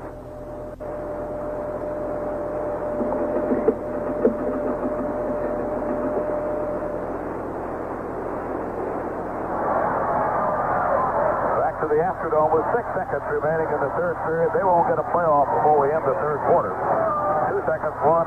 There's the gun. Time out on the field with our score. The Houston Oilers 28, the Oakland Raiders 14. Houston Oilers football continues after this word from your local station. At Cleveland, a 65-yard run by Mike Pruitt in Seattle out in front of Cleveland, 16-10 in the third quarter. At Chicago, Jeff Rutledge has hit Terry Nelson on an 18-yard touchdown pass. Los Angeles leading Chicago 16-0 in the second quarter. Neil O'Donoghue has hit his second field goal of the afternoon. It's now Detroit 7, Tampa Bay 6, his second effort from 39 yards out. At New Orleans, Ray Wersching has booted a 32-yard field goal. It's New Orleans 17, San Francisco 3 in the second quarter. And in the fourth quarter, Buffalo in front of New York 14-6. Joe Ferguson has just hit Curtis Brown on a 30-yard touchdown pass. So Buffalo in front of New York 14-6. That game is in the fourth quarter. Buffalo and the New York Jets. Mike Pruitt has just scored again, and Cleveland is now leading Seattle 17-16. Pruitt hitting over from 1 yard out. That game is in the third quarter. Cleveland Browns have come from behind and now lead Seattle 17-16, playing in the third quarter up at the Municipal Stadium in Cleveland, the City of Lights. San Diego is leading Cincinnati 16-14, playing in the second period, and that's a come from behind lead for them. Kansas City has kicked a field goal. Pittsburgh leading 20-3 over Kansas City. Miami has kicked a field goal. Von Schaumann has hit again, and it's Miami 16, Baltimore nothing. Buffalo has scored again. They lead the New York Jets 14-6. That's the fourth period score. Washington 17-7 over St. Louis in the third period. Detroit has scored again, and they lead Tampa Bay 14-6 in the third period. Los Angeles 16, Chicago nothing is the second period score. And New Orleans is pouring it on San Francisco 17-3 now, playing in the second period. Well, the Rams have come to life, huh? No score in the Minnesota-Green Bay ball game. They're playing just about getting started about now, I would imagine. And the New England-Denver game is a late start. So that gets you up today. The four scores are concerned. Our score, Oakland 28, or Oakland 14 rather, the Oilers 28. And we got 15 minutes to hold on and see what happens. For the Raiders, first and 10 at the 48-yard line. Running play, it is Whittington going hard and left tackle over the 50 down to the Houston 48-yard line. So you pick up a 4, second down and 6. Officially, we get the word that Chester will not return because of that knee injury. We didn't suspect that he would. He was injured just before halftime on the touchdown pass caught by Casper. Went down in the end zone, and they carried him on to the locker room at that point. Second down and 6. Line of scrimmage to Houston 48. This is Jensen. Left tackle, fumbles the ball, scramble for it. Oakland has recovered down at the 40. That's enough for the first down is Lawrence. That's big. No, check it. Shell, 78. Art Shell, rather than Henry Lawrence, number 70. Recovered the fumble. Jensen coughed it up at the 45-yard line, and the Raiders pick up 5 more yards. First and 10, Oakland. Oakland's pretty good at that forward fumble. That is a play that they've almost passed it. Ball at the 40-yard line, clock running with 13:58. The Oilers have played an exciting offensive football game today. They lead it 28-14, and it's been fun. Cincinnati here next week. Stabler, play action, blitzes. I'm going to have to hurry. He's going to be sacked. Teddy Washington back at the 47-yard line. That's about time Teddy got him. He's come close all day long.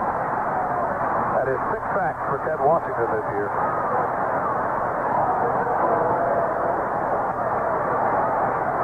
It's going to be a loss of 6. Second down and 16 for the Oakland Raiders. Boy, Jensen was trying to block at Ted Washington, and it was just nothing to him.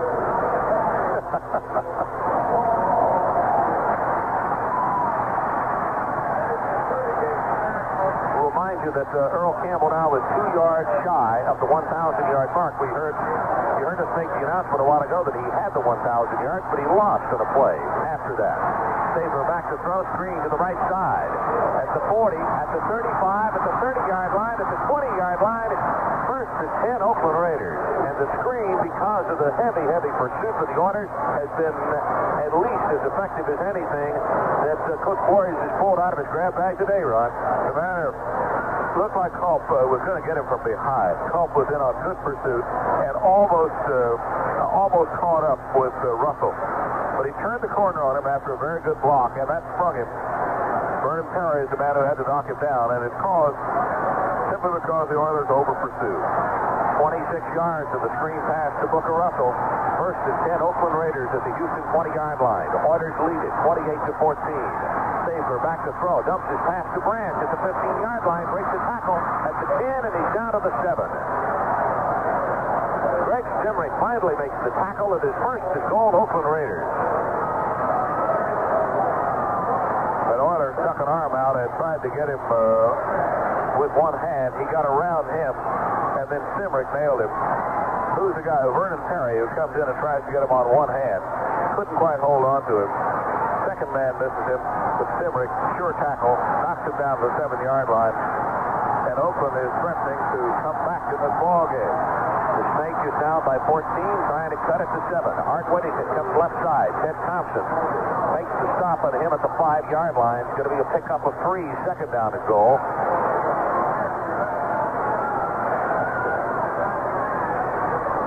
The Raiders must have looked at the scoreboard and saw a while ago that San Diego was losing, which meant they better get themselves on the ball. They've started coming back here now. They'll play Kansas City at home next week. Then they've got the Broncos, the Saints, the Browns, and the Seahawks left.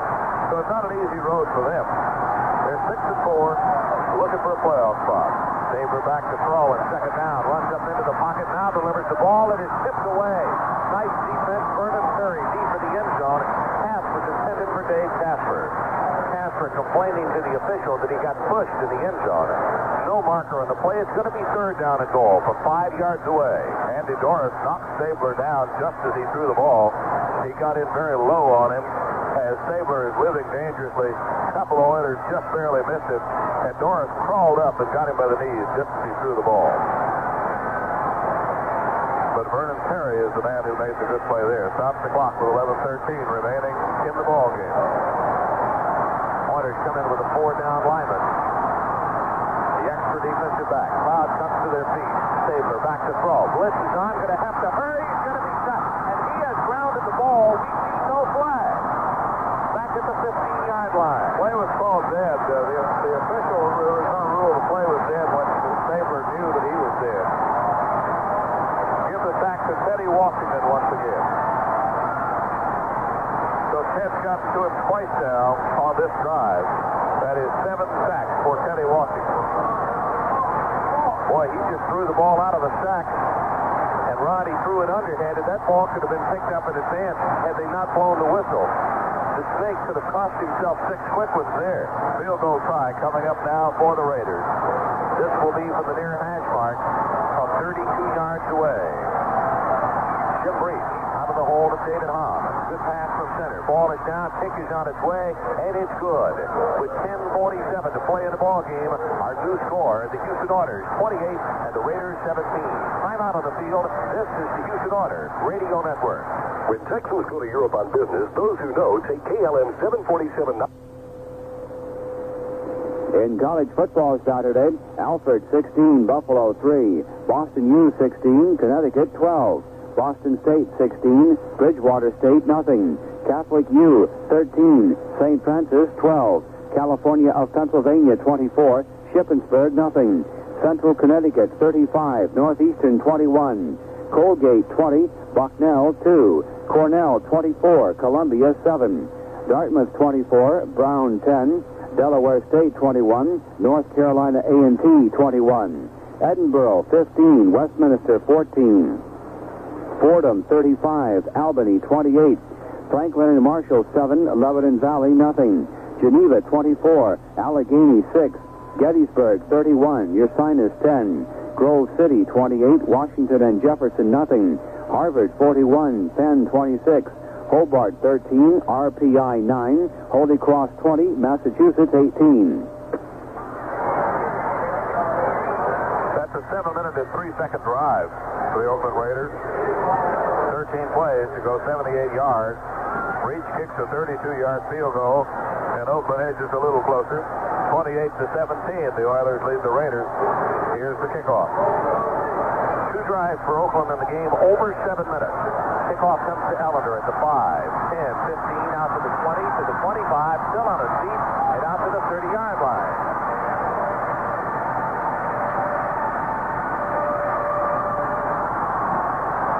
Repeating, Earl Campbell has 998 yards on the season.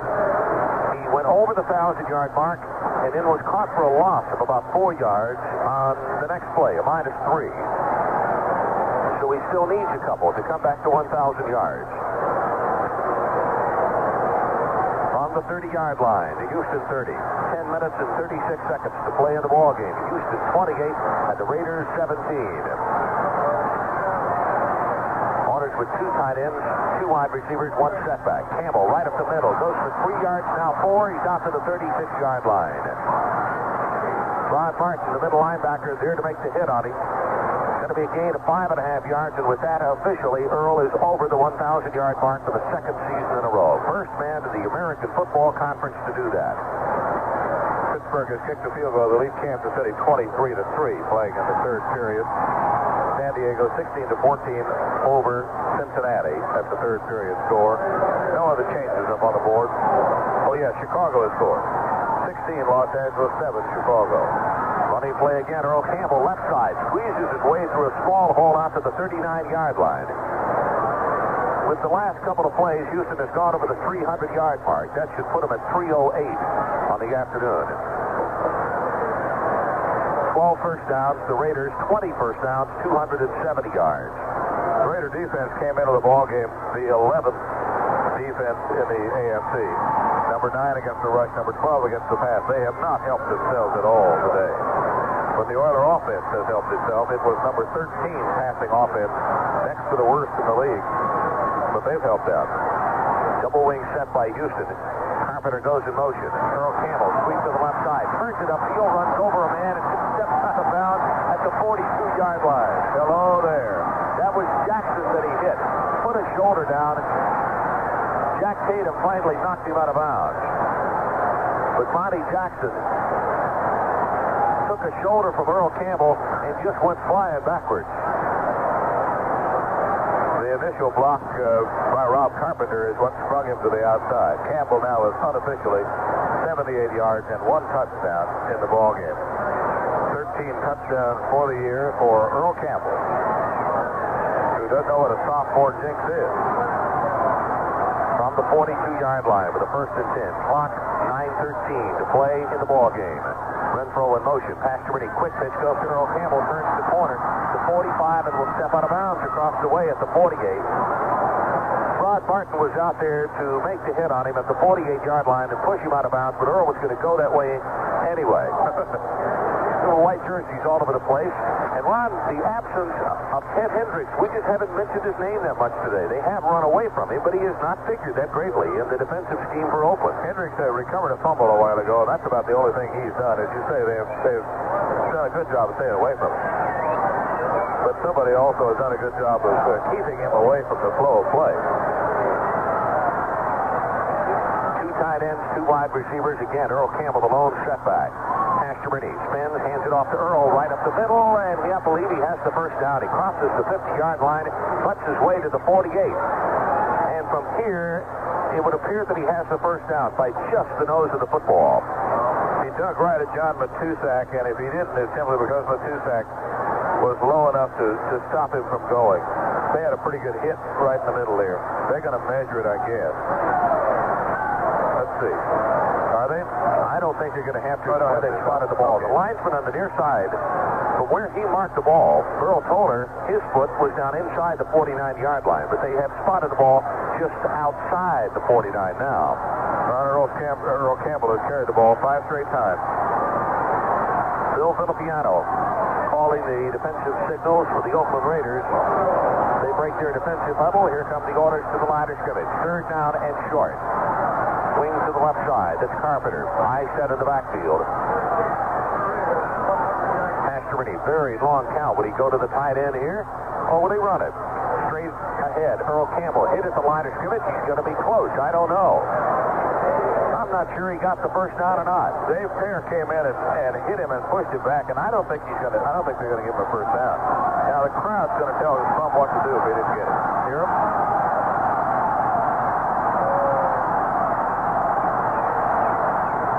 8 minutes and 29 seconds to play in the ball game. Houston 28, the Raiders 17. No movement for the special teams. You'll hear the cheer. Tim Wilson checks in. Orders will go for it.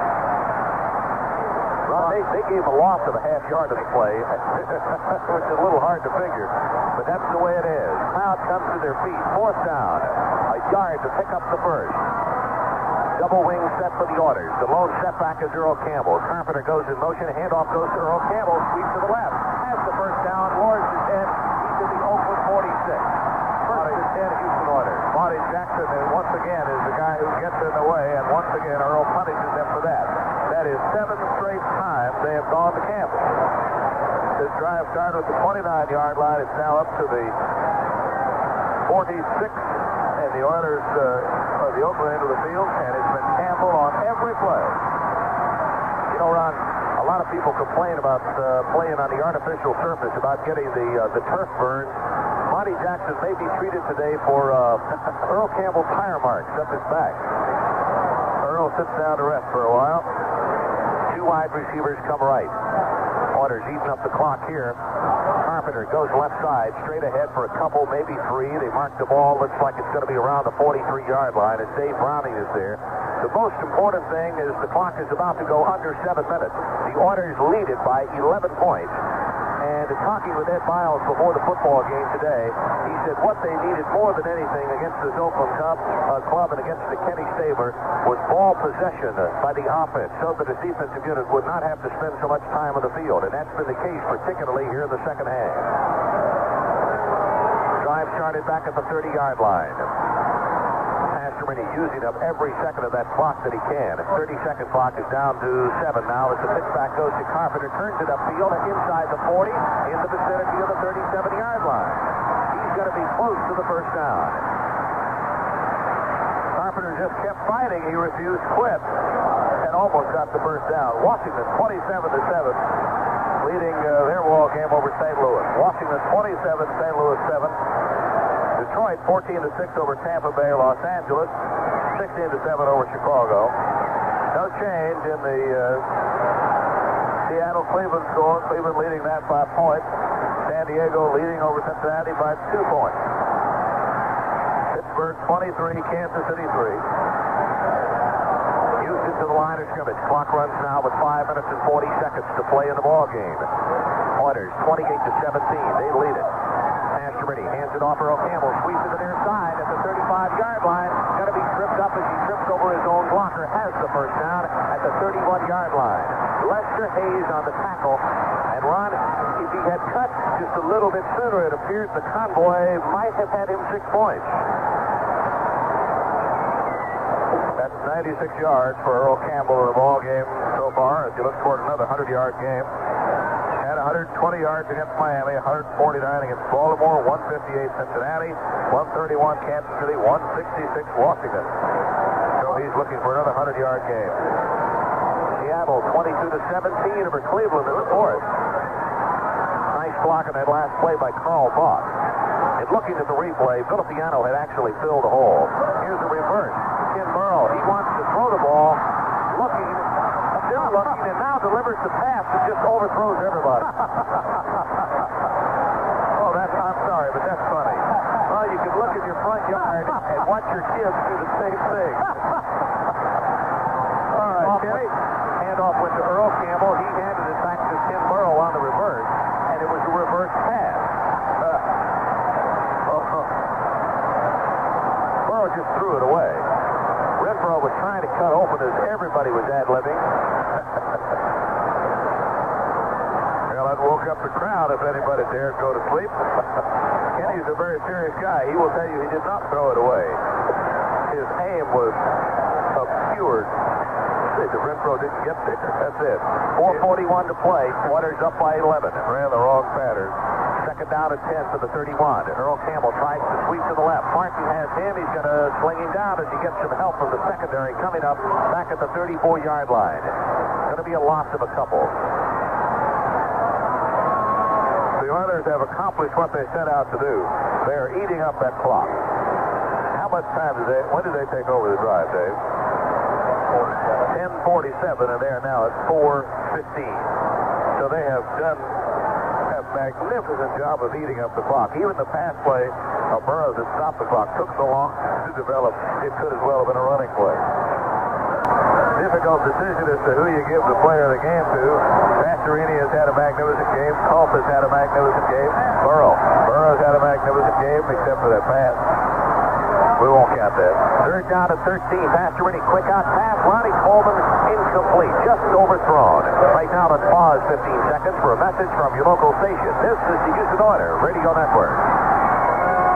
KTRH.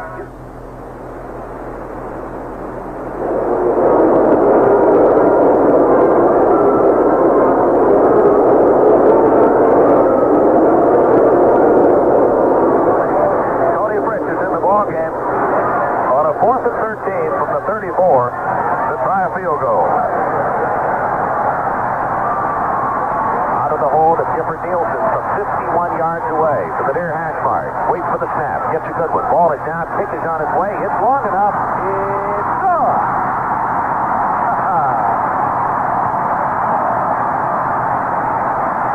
Herr Fritz, 16 of 18 of the season, and the Oilers go in front, 31-17.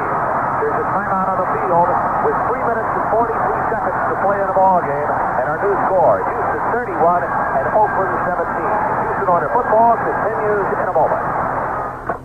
In college football Saturday, Ithaca 35, Brockport State 7, Kutztown 31, Mansfield 7, Lafayette 21, Wagner 3, Lehigh 12, Maine 6, Rock Haven 42, Slippery Rock 26, Muhlenberg 14, Moravian 6, Norwich 34, Middlebury 20, Pittsburgh 24, West Virginia 17, Plymouth State 35, Curry 24, Rhode Island 24, Kings Point 24, Rutgers 20, Army nothing, St. Lawrence 35, Rochester 28, Seton Hall 35, Coast Guard 20, Southern Connecticut 21, Cortland State 7, Springfield 34, New Hampshire 14, Susquehanna 8, Wilkes 7, Syracuse 30, Navy 14, Temple 42, Akron 6.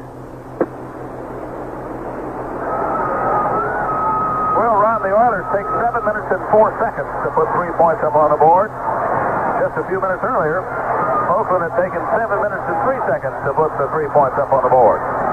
So the lead is 14 points. The time, 3 minutes and 43 seconds remaining. And the Oilers look like they have won their 8th ball game of the year and taken a very, very giant stride. Very, very fair giant stride.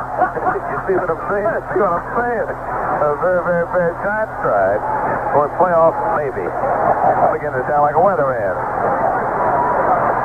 Cleveland 17, Seattle 16, third period score. We'll watch that one. It is imperative that those guys up at Cleveland lose a ball game somewhere along the way because the Oilers and Cleveland are tied. Well, you know, it's conceivable you can have 3 from the Central Division to make playoffs. Christensen, along with Whittington, back in a dual safety. This is a new combination for the Raiders. We haven't seen this for today. It's going to come down to Art Whittington at the 1-yard line. 10 at the 15, and it's going to be hit and tackled by Richard Ellender at the 20-yard line. Ellender comes up with a football, but I don't think they're going to allow that. Matter of fact, they did not. Final score, Buffalo 14, the New York Jets 12. So that's a little bit of a surprise. As Buffalo, that had won 4 and lost 6 this year, has beaten New York. New York goes 5 and 6, and Buffalo goes 5 and 6. Baltimore is losing their ball game to Miami, 19-0 in the 4th period. And New England late start against Denver. Ball's on the 20-yard line for the Oakland Raiders. It's the clock they'll be battling now. Ken Stabler back to throw. Quick out pass. That's Casper up at the 30. At the 35-yard line, it finally goes down at the 37-yard line. It's going to be good for close to 18 yards in the play. Both teams still have all their timeouts remaining. Casper now has 5 catches. We'll get a total for you in just a second. Repeating that Raymond Chester injured his knee just before halftime and is not returned to the second half of play. Saber back to throw. Pressure is on. Middle screen. Comes to Jensen. Going to be hit by Greg Bingham and knocked down at the 37. That's the line of scrimmage. Nice defensive play by the veteran from Purdue.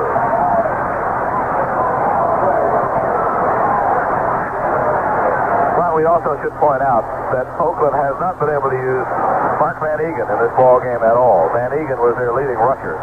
He had some leg problems. So until he gets well and until Chester gets well, they continue to have an offensive problem. Saber has thrown 31 times in the ball game. Here comes number 32. Sets in the pocket, delivers across the way, and it's complete at the 49-yard line. Good hit by the Houston Oilers. In fact, a couple of the Oilers are down. Greg Bingham, but Derek Ramsey came up with the football. Greg is still down on his knees. And now he's getting up. Vernon Perry is getting up. He's hobbling a little bit, and J.C. Wilson comes away looking at his hand. They sandwiched on him from all sides. But Derek Ramsey caught the ball, and Saber called timeout. And with that, the 2-minute warning, the timeout on the field with 2 minutes left to play in our score. The Oilers 31 and the Raiders 17. Houston Oilers football continues in a moment. Quite a comeback by the Cleveland Browns to defeat the Seattle Seahawks 17-16. Seattle was leading 16-3 at halftime, but Cleveland came back to score 2 touchdowns while holding Seattle scoreless. So the final score in that game at Municipal Stadium, Cleveland, the Cleveland Browns 17 and the Seattle Seahawks 16. Cleveland now is 8 wins and 3 losses and is right now a half a game behind Pittsburgh in the Central Division. The Pittsburgh Steelers playing at Kansas City and have that game well in hand. It was 20-0 Pittsburgh at halftime. Meanwhile, the Seattle Seahawks dropped to 4 wins and 7 losses. Currently tied with Kansas City for last place going into action on Sunday. Looks like they'll both be there because Kansas City, as we just mentioned, is losing to Pittsburgh. It was 20-0 at halftime in that game at Kansas City. So the first final score of the afternoon, the Cleveland Browns 17, the Seattle Seahawks 16. 2 minutes remaining in our football game. The Oilers 31, the Raiders 17. It's been a nice Sunday afternoon as far as the Houston Oilers are concerned. Stabler is bringing him downfield and trying to get some of it back. Start of the drive at the 20-yard line. He's brought him to the 49 now off 3 straight passes. So Ken Stabler tries to work that Oakland magic. Here he goes again. Stabler sets in the pocket, delivers his pass, is intercepted. Oh, Robert Brazil dropped it at the 40-yard line. He had it and didn't drop it. Robert jumped in the air. Vernon Perry was right there, and he jumped for him. Oh, Robert's going to talk to himself about that one for a while. Run, he might have had 6 points. Oh, yeah. Boy, that was a corner down the near side. It was just open. And the way June can run. And that's what he's getting on himself about now. Yeah, Simrick and Wilson won't let him forget that either. Robert is reaching down to his sock now, putting some more stickum on his hand. Then it's 55 left to go in the ball game. Stabler back to throw, sets in the pocket again, delivers right over the middle. The ball is dropped. Vernon Perry comes up and makes the hit, and a marker has now been thrown on Perry. It'll cost the Oilers 15 yards in unsportsmanlike conduct. Russell dropped the ball, and Vernon Perry hit him from behind. It's almost as if he didn't know that he didn't catch the football. I don't know. Anyway, 15-yard penalty against Stewart. Takes him down to the 36-yard line.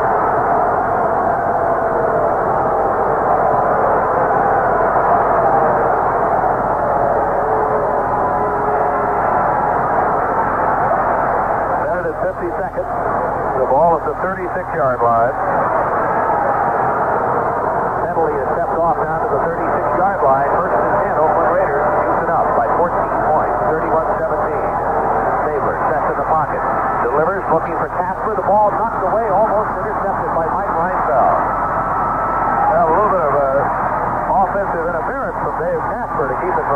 too, as Casper reached up and pulled him back.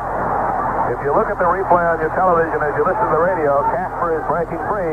Reinfeldt steps in front of him, and he grabs an arm to pull it away.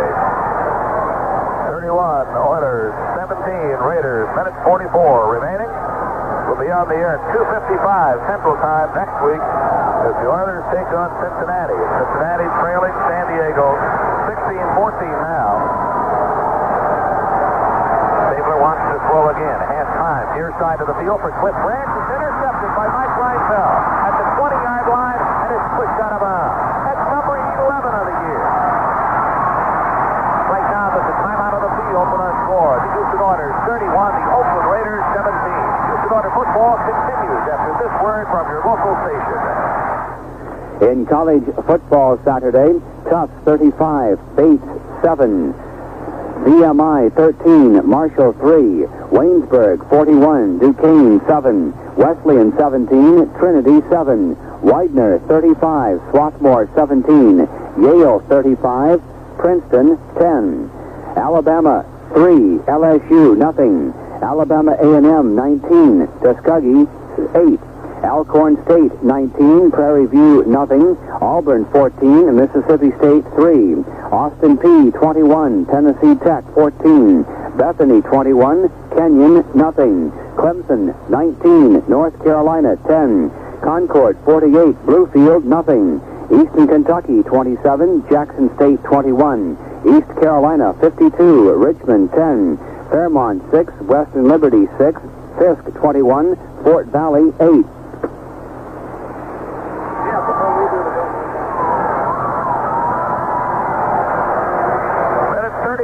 Remaining, Mike Reinfeldt, who leads the National Football League in interceptions, has added 2 more to his total on this day's work. He has 11 for the year, and he has just preserved this win for the Oilers. Houston 31, Oakland 17, fourth period. Seattle has scored again on Cleveland.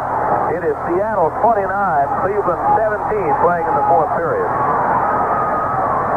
And if that holds up, it'll be Pittsburgh 9-2, Houston 8-3, Cleveland 7-4, and Cincinnati losing. They'll be 2-9. And Cincinnati comes in here next week. And I am a perpetual worrier, admittedly, but I will continue to worry about Cincinnati once again because they are something else. They can be tough. Now the Oilers will kill a minute and 36 seconds if they can.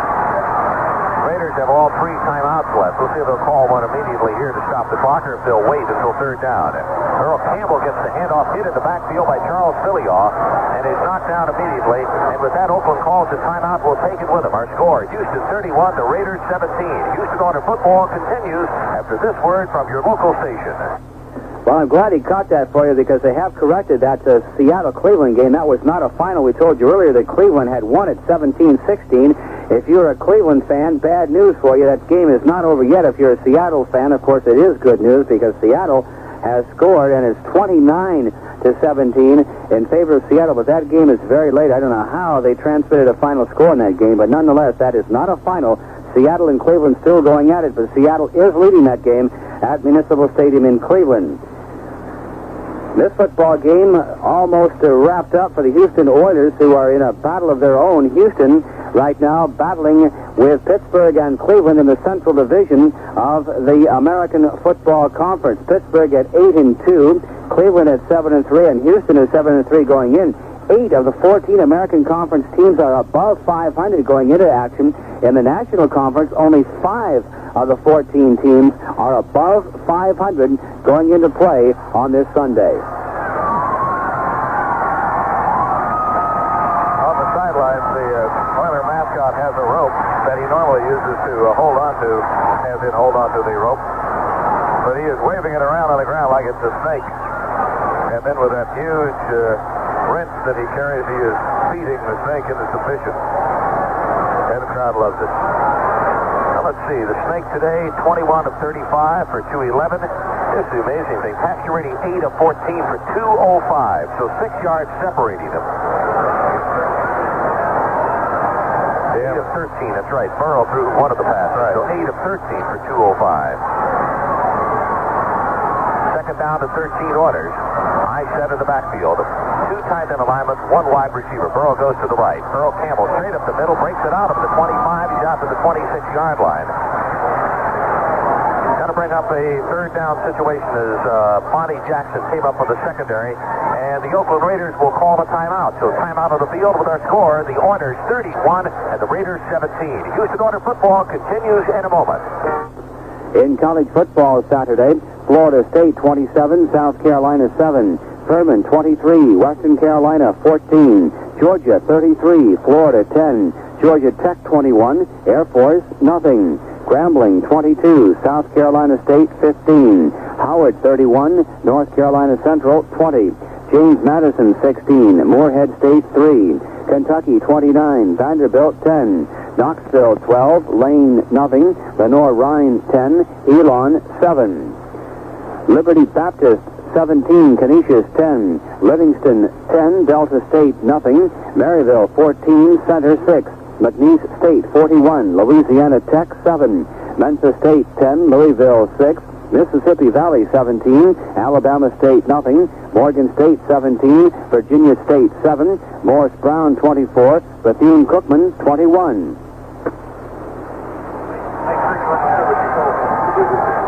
Minute and 19 seconds remaining in our ball game, and a lot of the crowd has left the Astrodome. A bunch of folks have gone, but those who are here are savoring this victory over the Oakland Raiders. And the rivalry goes back. Yeah, this rivalry goes back over a number of years. Third down at 7 for Houston. Line of scrimmage is the 26. Mastermany again with an eye set in the backfield. Everybody comes up tight for the Raiders. They know that Houston will not put the ball up. Earl Campbell sweeps the left side, breaks it out over the 30 to the 35. First and 10, Houston order. And he's over 100 yards in the ball game run. 6th time this year that he has gone over 100 yards. And you got to consider that he carried only 11 times against the Jets and only 3 times against Seattle. But he's had a very busy day. 31 times he carried the ball. 31 carries for 105 is the total that we have on Earl Campbell. The clock runs at 40 seconds. Now 39. Houston 31, the Oakland Raiders 17. Pasquini watching that 30-second clock. Pitch back goes to Campbell. Turns it upfield at the 35. Going to be knocked down at the 37-yard line. Stays inbound, and that should do it. They will not have to run another play. To the stations down the way. I know we have one more commercial break to run. We will do that at the conclusion of the ball game. Come back for the billboard and then close it out. Might as well do it right now, my friend. 9 seconds. 8 7, 6, and this crowd on their feet and cheering the Houston Oilers as they have defeated the Oakland Raiders. Right now, timeout on the field with our score. The Oilers 31, the Raiders 17. Houston Oilers football continues in a moment. Houston with a big victory over the Oakland Raiders, 31-17. So Oakland drops to 6 wins and 5 losses in the Western Division. Houston is now 8-3. Pittsburgh has won its football game. Pittsburgh over Kansas City by the score of 30-3. So Pittsburgh remaining atop the Central Division. Boy, that's a tough division. Pittsburgh at 9-2. Houston at 8-3. Cleveland looks like it's going to wind up at 7-4 because Cleveland is losing in its football game right now against the Seattle Seahawks late in the 4th quarter. It's Seattle 29, Cleveland 17. But we'll hold on to that one until we do get a confirmed final score on that contest. Other final scores: Buffalo 14, the New York Jets 12, and Miami has defeated the Baltimore Colts by the score of 19-0. Okay, let's get back momentarily now to the Houston Astrodome for the wrap-up.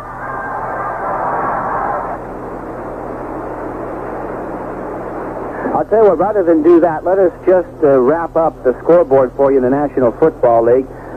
Again, to repeat the final scores, Miami 19, Baltimore nothing. That means that the Miami Dolphins are 7 wins and 4 losses, and at the moment just a half a game behind the New England Patriots, who will be playing a little bit later on this afternoon.